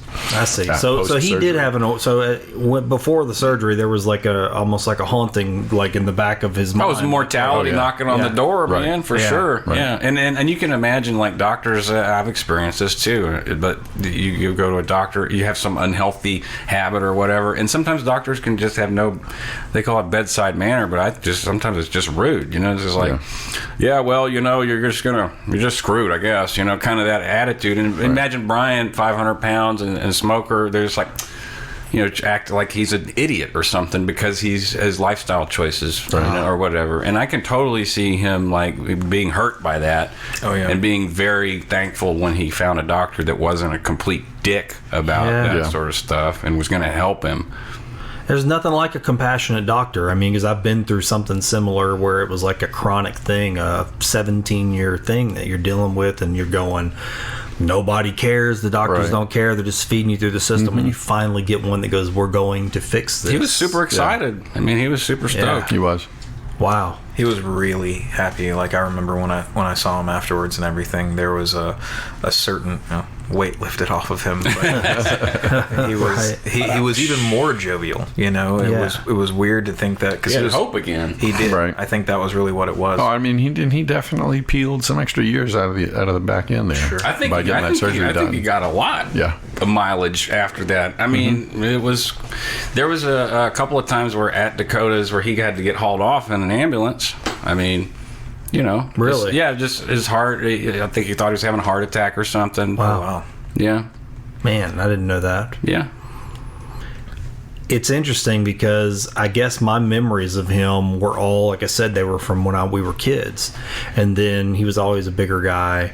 And then at KD's, when I worked there, he was a bigger guy. So I didn't see him until I'd see him perform. I think I didn't even know he was into music. Honestly, I'm telling you, because in high school I didn't know. Well, he was in the show choir at Sulphur High, wasn't he? I mean, he was playing in bars since he was like 12. Yeah. He was, back when all he could do was walk to the stage with his equipment, play, and then walk from the stage to the door. They stopped that whenever. I think when I was 17, because I was able to play a couple bars like that too. Yeah. I remember I saw him at Cars Cafe. I remember Cars. Oh yeah. There was like a poetry night. Trip was supposed to be here, man. That would have been great because he could talk about cars. Because him and Trip used to do double bill bass soloists. It's like, well, what are you doing Friday night? I'm going to see 2 solo bass players. Yeah, I think I might have went to something like that because I remember going, oh wow, man, he's really good. I didn't know, but we didn't talk. It was one of those things where you know each other, and circumstance changes things, I guess. Sometimes it's like, oh, we know each other, and then whatever happens in life, you're like, oh, hey, I know you, you know me. But see each other in Kroger. Yeah. Right. Yeah. I know. Well, I was really kind of overwhelmed when I saw this eruption that happened. Then that was what it felt like. It was just this eruption in the online world and obviously the real world too. But online, I went, whoa. The online just a reflection of what happened in the real world. Yeah. It was just a huge eruption of just emotion and sorrow and stories and the wake. It was weird because for me it was like I saw people that I hadn't seen in 20 years. Yeah. Yep. That was for everybody, I think. Yeah. People brought made people sure together to come back for Brian's funeral. And I mean, it was a point where there was a time I was like, I'm taking this time off, and I told some of the people I was working with, I was like, I don't know when I'm coming back. I was like, I really don't know how much time I need. And it was and it was about a whole week, I for sure. And it was hard to leave. I know, man. It was. It was hard for me to leave. Jesus Christ, I didn't get to go to the funeral. I had to go to California. Yeah. Mm-hmm. That sucked. Yeah. No, I remember us talking about how terrible that was. We saw you briefly, and then I think you were. I mean, it was a day or 2 days or whatever. Yeah. So rabble. Right. And this may be hard to answer, but like with my father when he passed away, there were these sort of high idea things that I would remember, things he'd say, or if I could sum it up and I go, if I could tell you one thing that he said to me that captures him, right? Or sort of it puts it in a little bottle for you. Is there anything like that for each of you with Brian? Like something that you just go, this is the thing that I remember him saying that just stick. He had glue on it. It's funny that none of them are coming to mind because he had a dozen catchphrases. Gosh, the man had some catchphrases. Things that you go, that's a Brianism right there. Yeah. And you would roll your eyes when you'd hear it, and maybe sigh. Because he would wear them into the ground and then beyond the ground, and then they would find their place at the center of the earth, and that's where they would be. It's unbelievable that I am coming up dry right now because he had so many of them. I feel like we've also mentally exhausted ourselves to this point, and then it's starting to get a little harder to pick away those key moments because we're looking at, like, I think the bigger picture or the full breadth of what was going on. Yeah. But no, you're totally right. Josh is right. You never needed to make mental pathways to remember them because he would bring them up. He would it's in my head somewhere. I don't have a path to get to that catchphrase because I'm never going to say it because he said it so much, and so he was the pathway to those catchphrases. That makes sense. I would hear him say it. I'm like, 16,000th time I've heard you say that. In the last 3 years. It was the same thing with my father. It was like they had to use that word again. They had to be restimulated by something. It would be I'd be in a place or a circumstance would come up and I go, oh, Dad used to say this, and it would just take those elements to trigger that memory, and it would just draw forth. So I get what you mean about it, because there are some people who are just so bombastic and of rich character and have had these sort of robust lives that you just go, how do I even pull a thing out of here? Yeah. Yeah. Right. Yeah, I get that. I totally get that. Yeah. Well, what about last memories? I mean, things that the last time that you can recall your last experience with Brian, before he passed. It's just a late night stuff. Just sitting in his house, just me and him. And when it came to the last years, I'm a homemaker. I raise kids. I homeschool my two youngest right now. I've homeschooled all of them on and off. Wow. And so I for the last 10 years of our friendship, I didn't get to see him near as much as the first 10 years, of course, because I got this whole family thing going on. So when I would see him once a month, it was just me and him at his house. Okay. It was rare that we would ever go out because we saw each other so infrequently for us that usually there wouldn't be other people around. So that's my last memory of him, just sitting around. Normal. Listening to music, smoking. We'd take turns putting stuff on the YouTubes. Yeah. or stuff that we had brought over. And just talking about life. Yeah. We'd start off talking about how we each are, but that would never last very long. And then we just get into the general, it's comfortable. What are we doing here? What are we doing here? Why are we here?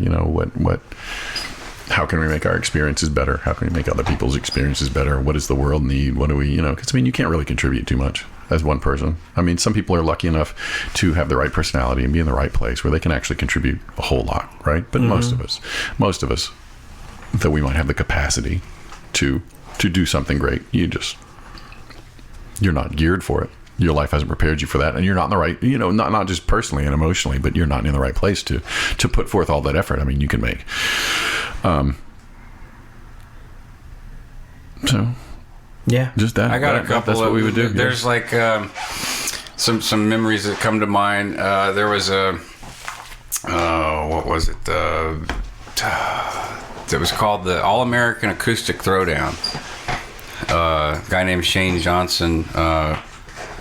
This is so funny. A lot of my biological family, we all have different last names, but we're all literally blood related, and we should have the last name LaFleur. Huh. But he put on this event, and Brian was super supportive of it. But my cousin had never put on an event like this before. It was over at Chicago's, and he wanted to do it all acoustic.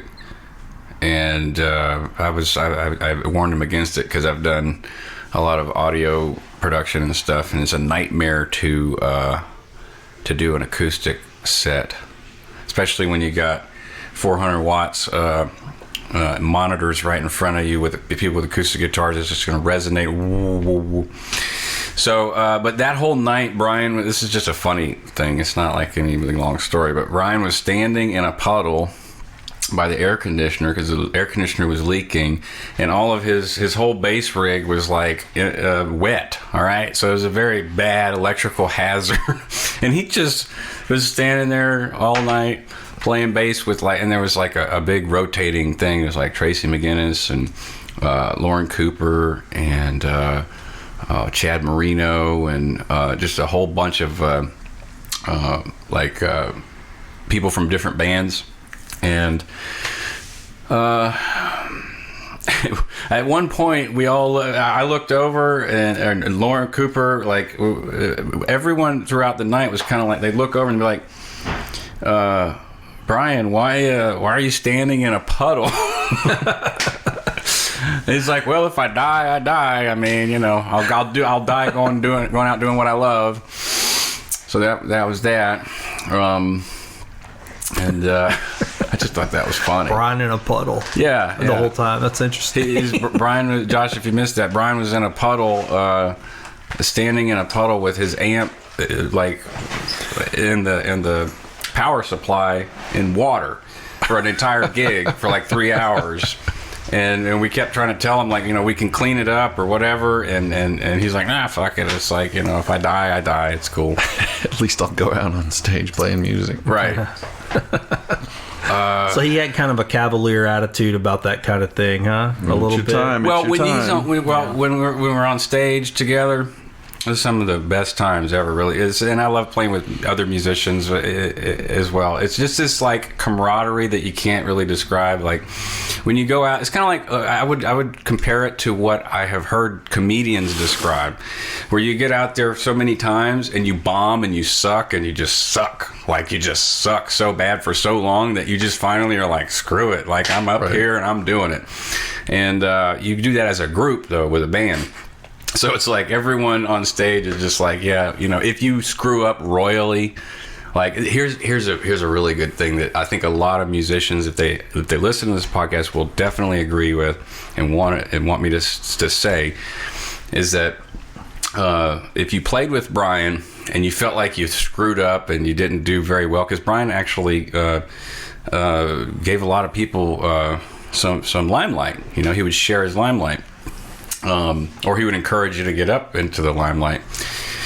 So like, you played like a blues, you go up and you sit in with him and say Ross or Lingus or whatever, and you go, you say you bomb, all right? I'm not talking about myself here, that didn't happen. But never. Yeah, he would it was just like, yeah, it's all good, man. Like, you're playing music. Like, who else can get up and come and play? Yeah. Like, you had the balls to get up here and play.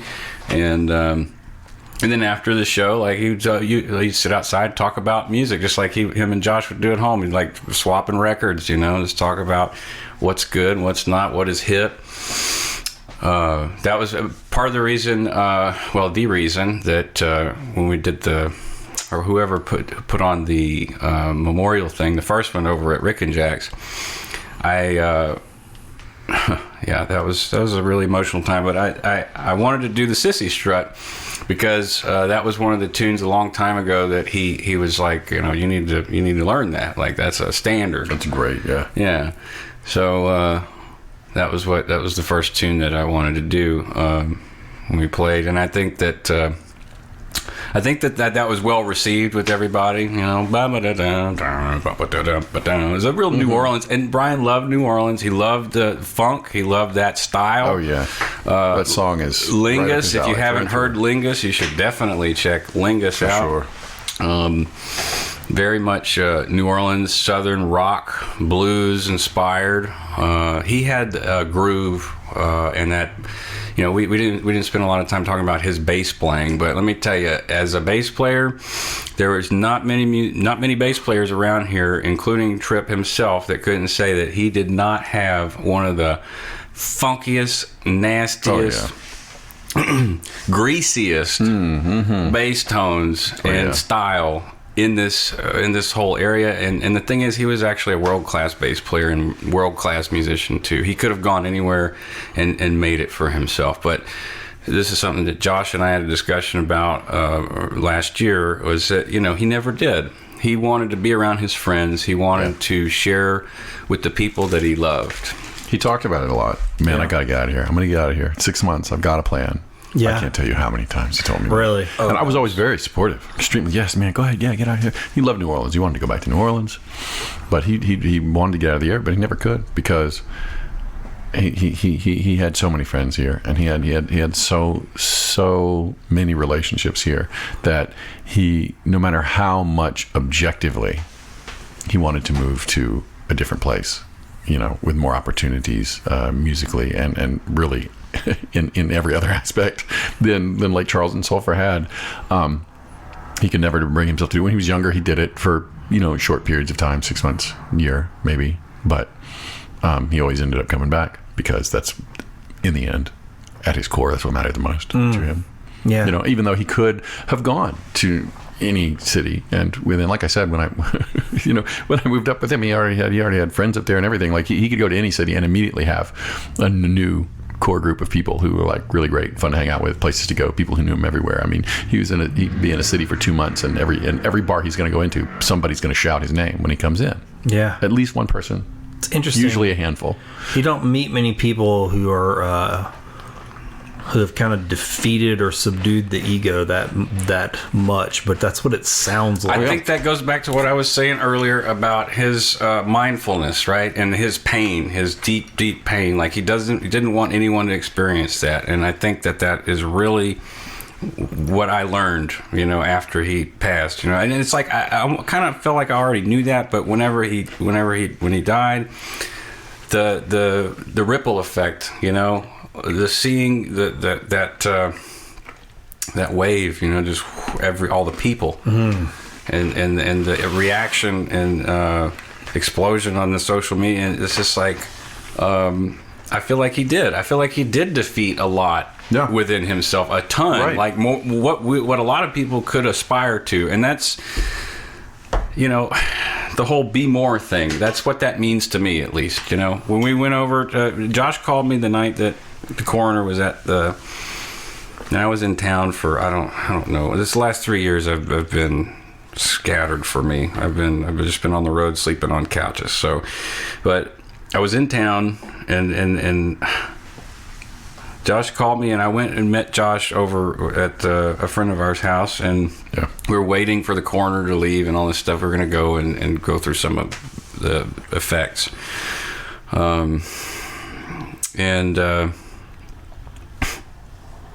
Jeez. I think that his... I'm sorry. I completely lost. Because his roommate had found him. He was sick. Yeah, Brian was sick. DC. Yeah, 2 days before, had told DC he got it coming out of both ends. Oh, yeah, like a stomach virus type of thing. And I mean, his heart was already not terribly strong, genetically. And then also with all the stress he had put on it through his lifestyle choices. And I think that, coming out of both ends, he had a sickness. He was dehydrated, and that was just the last straw. You know, it would have been something. It would have been something in the next couple of years had that not one thing. You know, had that one thing not hit him, his heart would have given out at another moment. It just happened to be. So his roommate found him, and then they called me up, and I was just laying down in bed, and I mean, as soon as I picked up the phone, I was like, "Who's dead?" You knew who's dead, and they were kind of, oh, yeah, you got your wife home, you know. Everybody wanted to make sure I wasn't driving, you know, or something, right? Because you never know how somebody's going to react. Like, and even you personally don't know how you're going to react to some news like that. I said, yes, they're here. Stop. Who's dead? Tell me right now. And I'm cursing at the storm actually while I'm saying who's dead. And then that's when I found out, and I had to go wake up his mother. I had to go tell his mother, and then we. That's when I called a few other select friends, and we got together to kind of start drinking and wait for the coroner to pick him up. And are you know where you want to be right now? Yes, yeah, thank you for jumping in, because it was one of those friends that said like we were, and it was a very weird.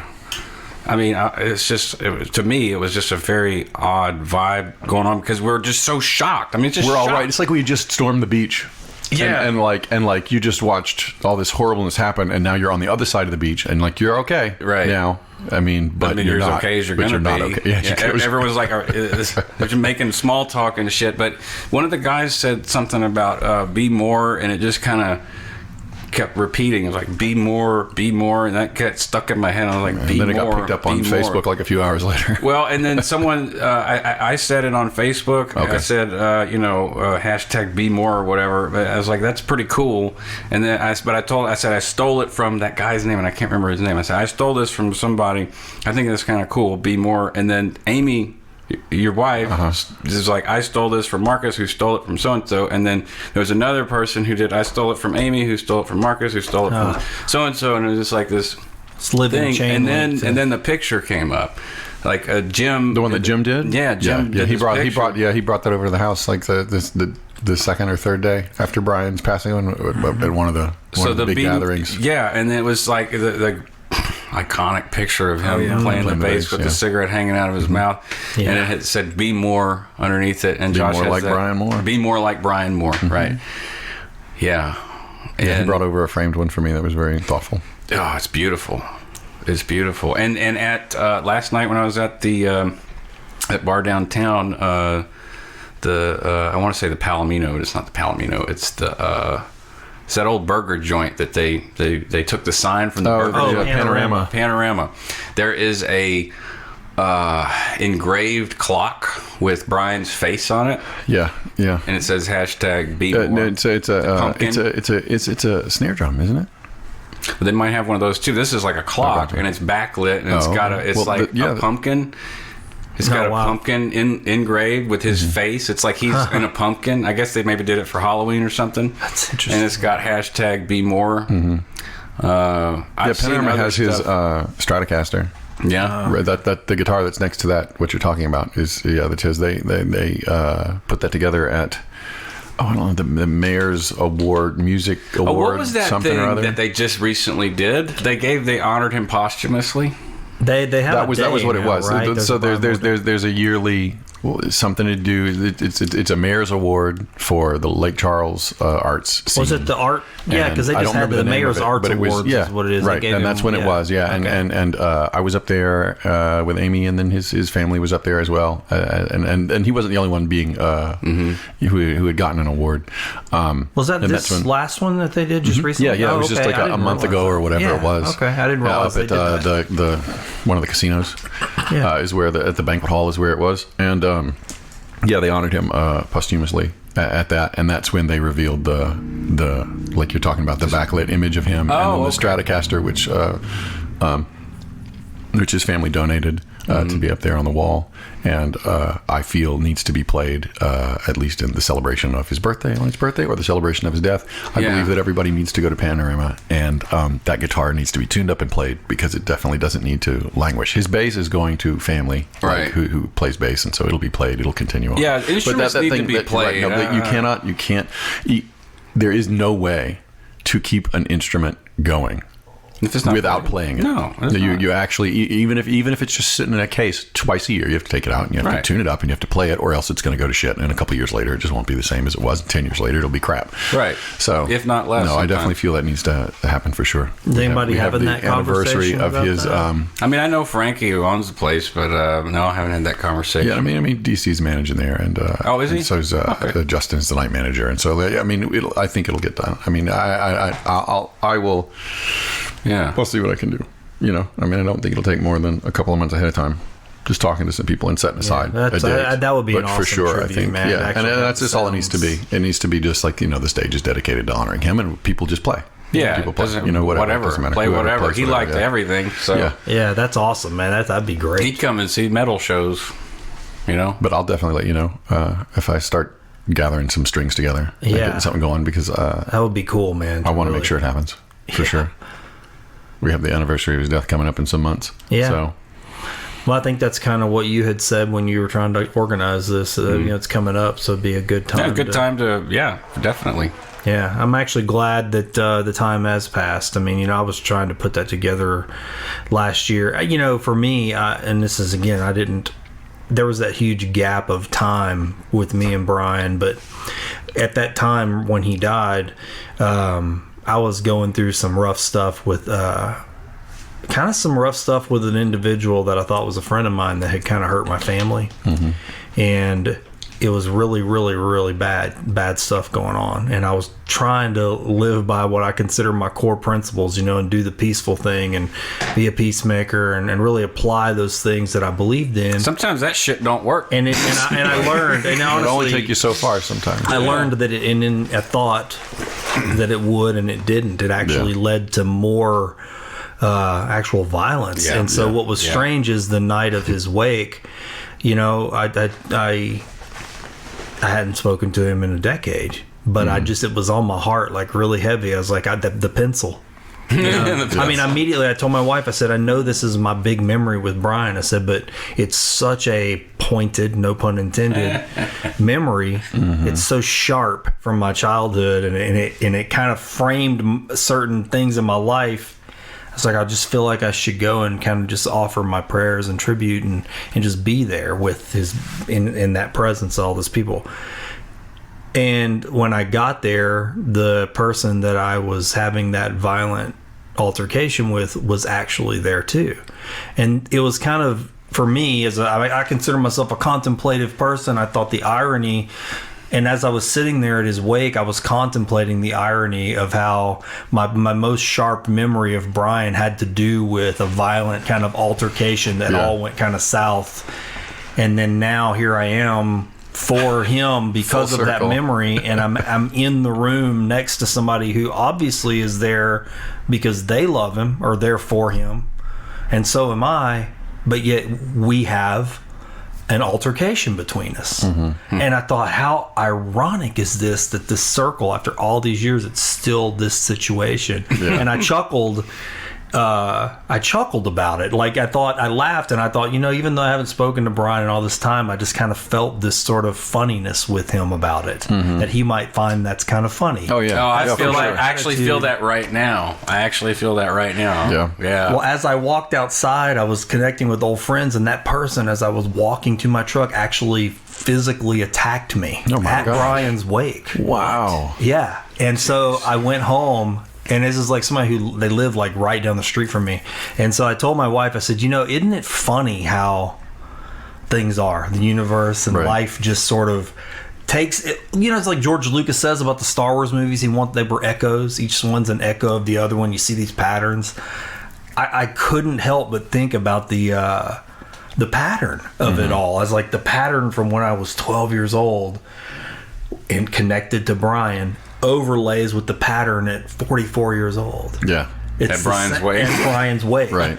And so it may, believe it or not, it actually was comforting. It was what I needed in that situation, because I was like, well, peace ain't working, but I don't have to get wrapped up in this drama again. Right. It was just like a little bit of comfort. I don't know. It's just a strange thing. Yeah, that is a strangest, oddest thing. serendipities. And I'm happy I know it. This episode's Fishing for Goodies Fishbowl sponsor is Brimstone Museum and Henning Cultural Center in Sulphur, Louisiana. I don't know what you look for when you travel, but one of the things I look for when I'm putting together my itinerary is a unique museum or gallery in the city I'm traveling to.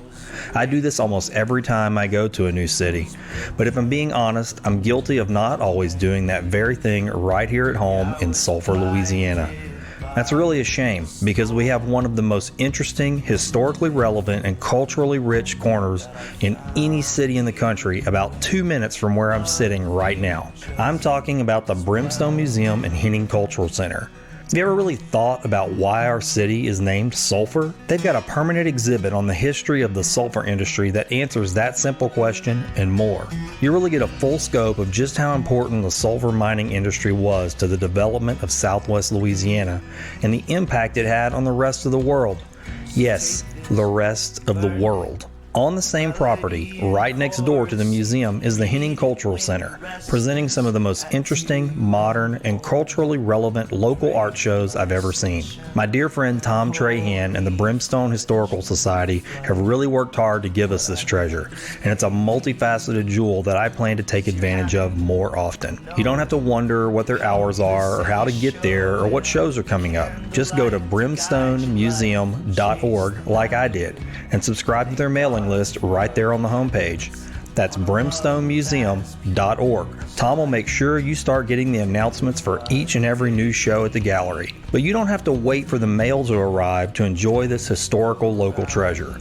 You don't have to be guilty, like me, of overlooking a local wonder that conveniently sits next to the Grove, one of the most beautiful walking parks in Southwest Louisiana. Drop in and say hi to Tom for me. Tour the museum and center, and make sure to tell Tom that you heard about Brimstone Museum on Find the Good News. Now, let's take that dive in the fishbowl. Yeah. Well, look, this has been awesome, but there's a part of the show I told y'all about where I kind of give up my asking questions, and I give it up to the fishbowl. What we call this part of the show is Fishing for Goodies. Now, normally, one person would draw 3 questions out, but when as a group I usually have each person draw 1 question. But since this show's about Brian Moore, we talked about getting you guys to talk about maybe how Brian might answer these questions since y'all knew him so well. That'll be fun. Yeah, I think it'd be a right way to do it. So go Josh.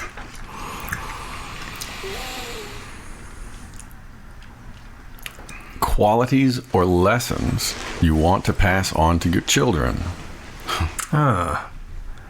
Compassion, musicianship. I think he'd leave it right there. Yeah. Two big umbrellas. Allow the person to be fruitful and grow from those 2 kernels. I don't think he would want to interfere any more than just that.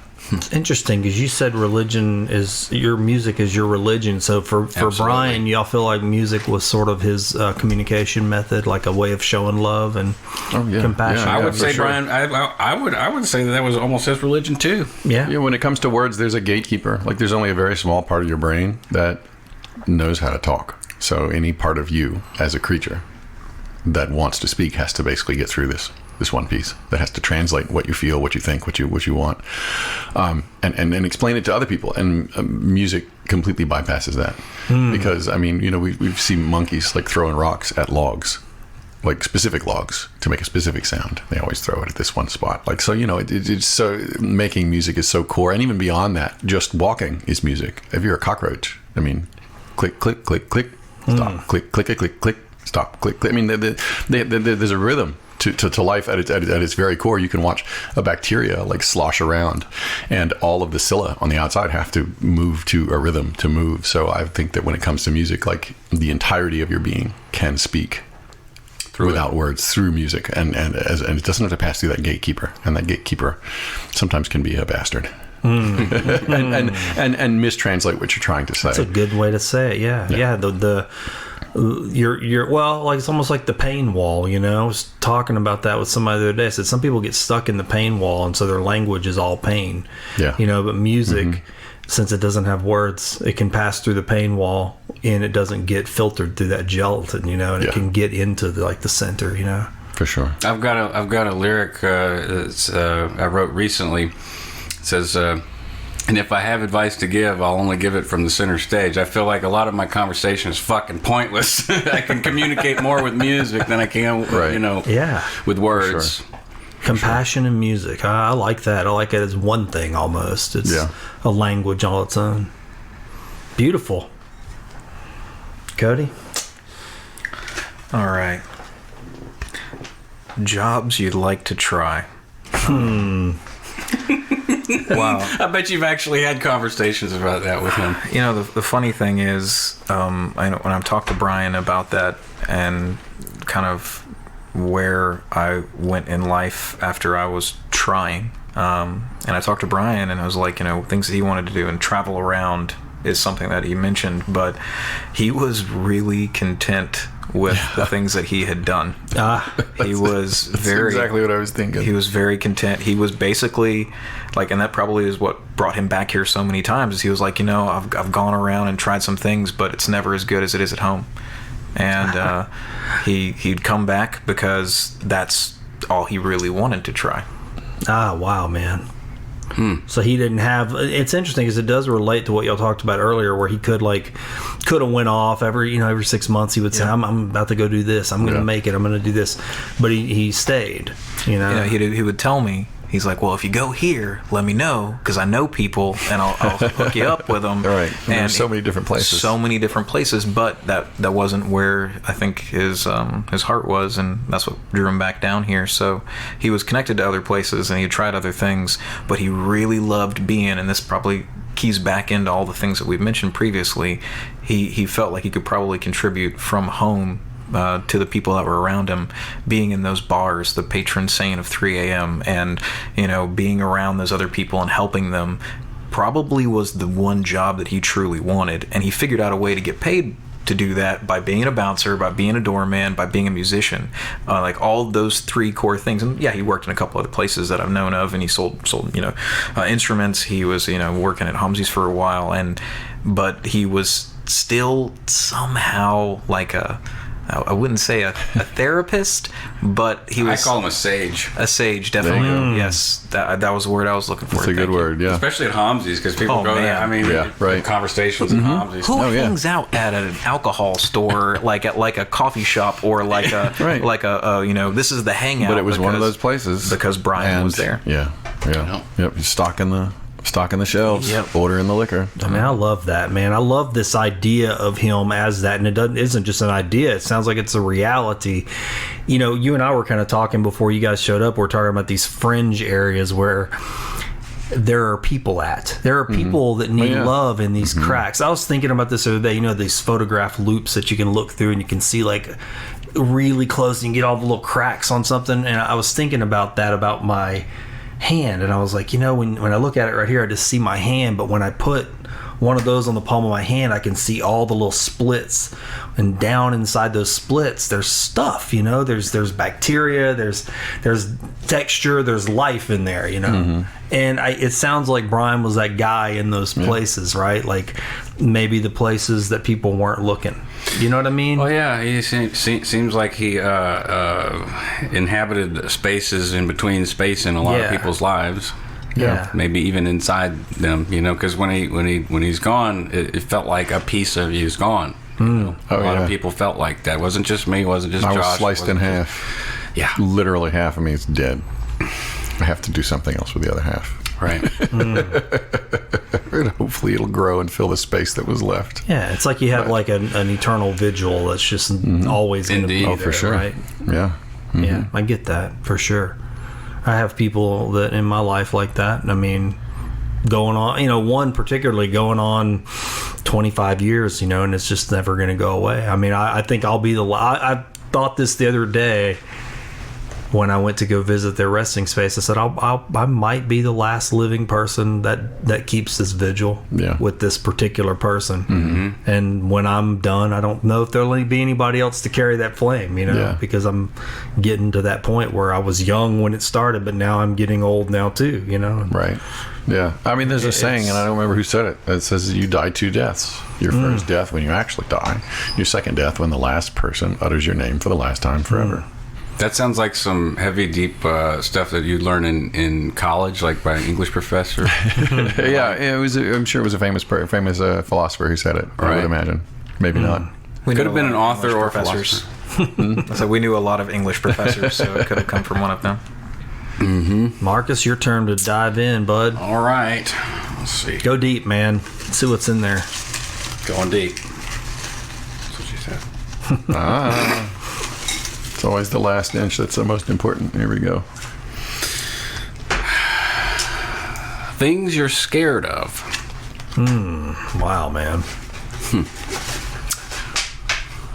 Well,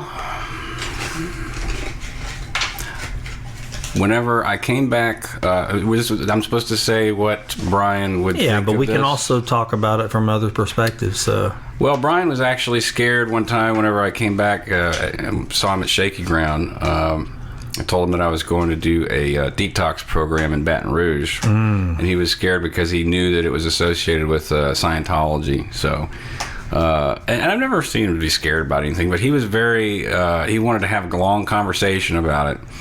And so I guess he's scared of people who are predatory in terms of, emotional predators, physical predators, and that speaks very directly to how he was, like I gave the example of the bar fight. Someone trying to be a predator. Like overpower, like taking. Right. Yeah, I got you. Anyone who's going to try and take advantage of someone. Even more poignantly would be to say being unable to help. Yeah, and not necessarily he wasn't afraid of the emotional predators who were going to prey on you, but being unable to help. Right. Interesting. Yeah. At that time. Yeah, because there was, I remember it. I was having this conversation with him outside of Shaky Ground, and he didn't want the conversation to end. Yeah. Keep you there as long as he could. Yeah.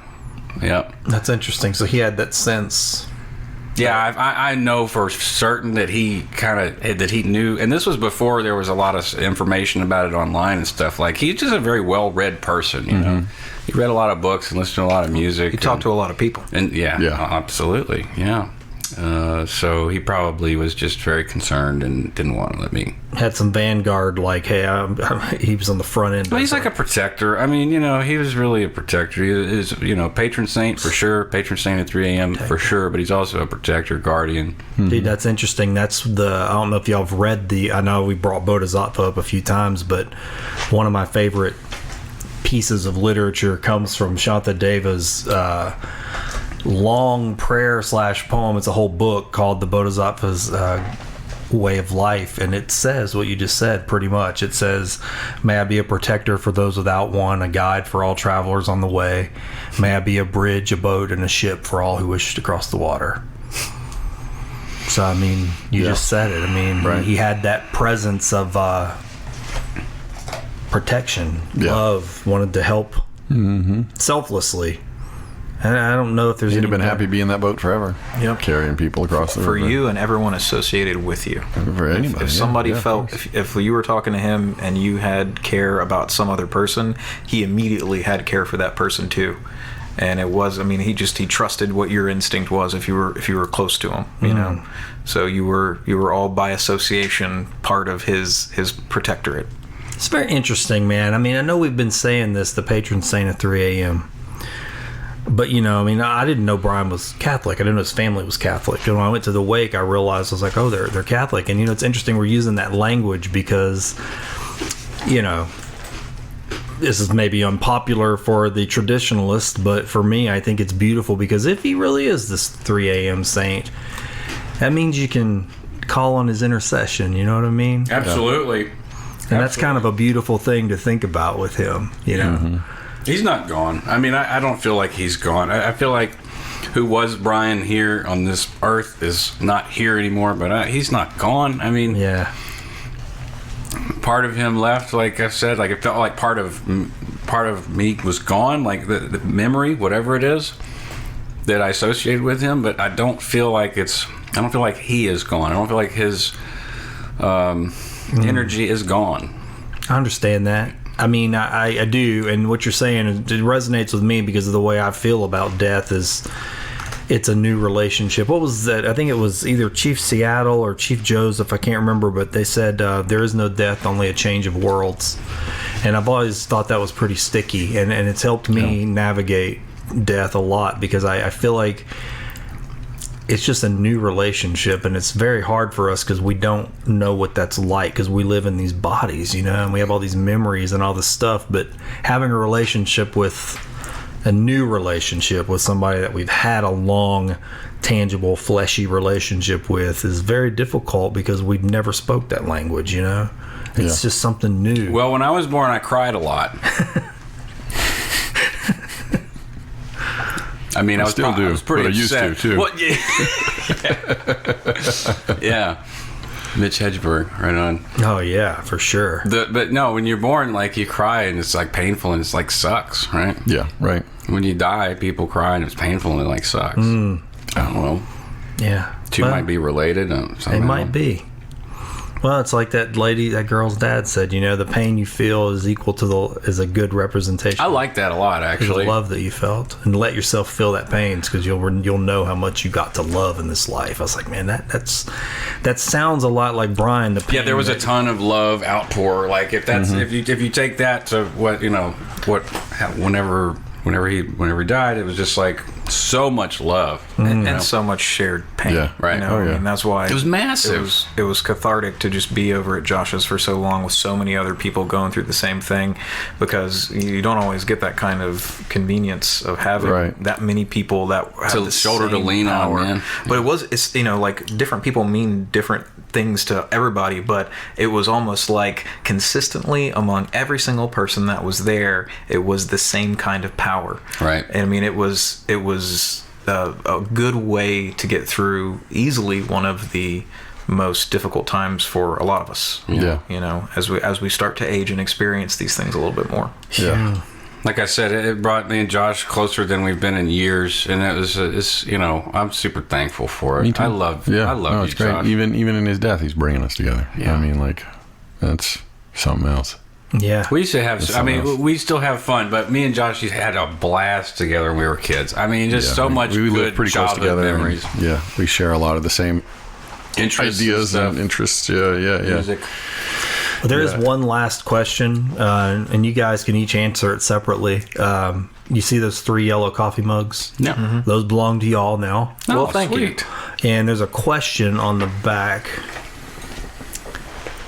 of each one. Did anything good happen today? Seems like a simple question.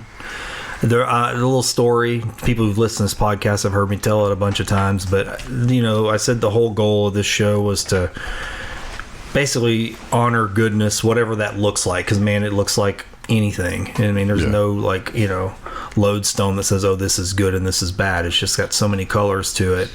It sounds like Brian was one of those colors, and so easy to look at each day, I've always thought, and just go, well, what happened today? And as humans, we tend to slide towards the negative and sort of string those things together on a beat. And go, this shitty thing happened, and then I ran into this person. And we don't always focus on the lights and string those together.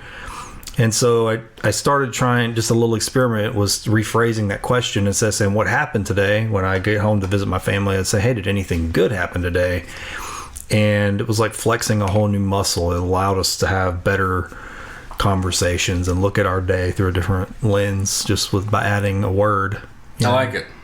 So, I'm going to ruin this for you guys. I'm going to say this. I really enjoyed being here and speaking with everybody about Brian. I don't often get the chance to talk about him because, how often can you say I miss somebody? How often can you, no matter how much you care about the person who's saying it to you, how often can you hear them say it? No matter how much you share the pain that they feel, how often. And it's something that I want to say like every 45 seconds. And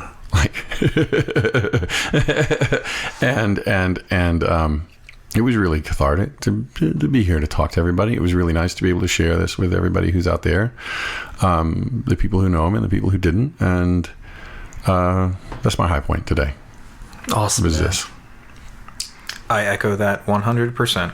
Yeah. This has been something that I feel like is part of the process, and getting to share this with all of you guys has definitely meant a whole lot. And I couldn't have asked for anything more. Well, I'll echo the sentiment too, but in the interest of not being just a copycat, we had a really good conversation leading up to this. We did. Yeah, Orrin and I, and we actually have worked in tandemly. Not I used to do social media management and web development and stuff, and we've had some similar clients, and we've shared some stories about our work history and stuff, and it was just a really nice way to get to know him before we did the podcast, and that was really good thing. We had a lot of connecting nodes that we discovered as we chatted. Yeah, it was interesting and yeah. Real. We were at the table. I like that. I think that's for me too. If I get to answer the question today, this has been really good for me too. Every time I sit at this table, it's good because it reminds me of what y'all said about Brian. I am lucky to get to do this. Honestly, I get to sit with people and have with intent and have real conversations with people. I love that, man. I mean, just to get to be with people's pain, their laughter, the whole range, over and over again. And Brian, I know I didn't get to do that. And I told you all those weird little stories. So y'all see, obviously, my connection to him is so different than y'all's. Sure. But it still was healing, oddly enough. And that eternal presence that he has, that 3 a.m. saint. I felt that in my life. That's going to stick with me forever. In such an odd way. Yeah. Especially at his wake when I went home and I was like, God, I was so frustrated that I was dealing with this. I don't like violent altercations. I think we can solve our problems better than balling up our fist. I really believe that, and I want to try it every chance I get. And it was frustrating to me as that person. And I was honestly... And at such a vulnerable time, too. Yeah. I wanted to be 100% present for this man that I saw so much love being poured out for. And I was so angry. I'm not going to lie. Yeah. I was angry that I was having to be in a situation where I had to ball up my fist. I was angry that everything I cared about was being tested. And then I chuckled when I realized it was happening in the same manner, damn way, and it just made me laugh. And I needed to laugh, honestly. Yeah, to get it. I needed something to, the static charge. You got to touch something, before you pump gas. That was kind of where I was at. I was like, I needed something to pull this charge out because I was ready to throw my principles out the window. Yeah. And it got me back in the right space, and that seems to be what his gift was to just give you what you needed. Check yourself. Yeah, before you wreck yourself. And that's where I was at. Yeah. I was about to make a big hinge in my life where I was like, well, okay, I'm just going to play the same game as the other person. I'm going to meet them on their rules. And Brian, that can be really bad. Oh yeah, I've done that before. Yeah, and Brian gave with violent me that people. pause, it's not good. He gave me that pause I needed with a smile, and it was comforting, and it got me through a little bit of that. Yeah. So it was nice to get to talk to y'all and get the whole, this whole other side that I just said only was catching pieces of from different people. Well, like I said, you could have another 100 people that come and go at this table and get 100 more different stories from them about Brian. So if you just say 1,000, I'd go up a whole order of magnitude beyond there. Yeah, for sure, easily. Well, hey, you know what? Now it's out. Once this is out there, it'll be out in the ether, man. It'll just be recorded and captured. Yeah. Hopefully people will look into him, honestly, because there's people who listen to this all over the country and the world, and odd little places I never would have thought they're listening to this little show. Well, they gave him an award. Probably the people who gave him the award were like, well, I guess we should probably give this guy Mr. Brian Moore or something, because the people are just freaking out about this guy dying. Right. So I mean, yeah, absolutely. Share it around and let people who knew Brian talk about it. That afternoon, by the afternoon of the day he had passed, there was a proclamation. Yeah. The mayor head was like, it was so fast. The whole city recognizes that he was super cool. Right. And that this day sucks. Yeah. See why he's in voiceover? Yeah, right. Golden exactly. voice. The voice just cuts through. It's so clean and crisp on the microphone. Well, thank you very much, gentlemen. Well, thank y'all very much, guys. I just want to tell y'all, in the spirit of Brian too, and just I mean this, I love y'all for coming in here to do this. I love you too, No, it was man. fun. Thanks for having us. I appreciate Thank you the very invite. much. Yeah, definitely. This has been great. And I love you just as well. Thanks for listening to this tribute to Brian Moore. It was produced with honesty, respect, and love for the man. Please take a moment to share this tribute with a friend. I thank you for spending this time with us and for pressing play.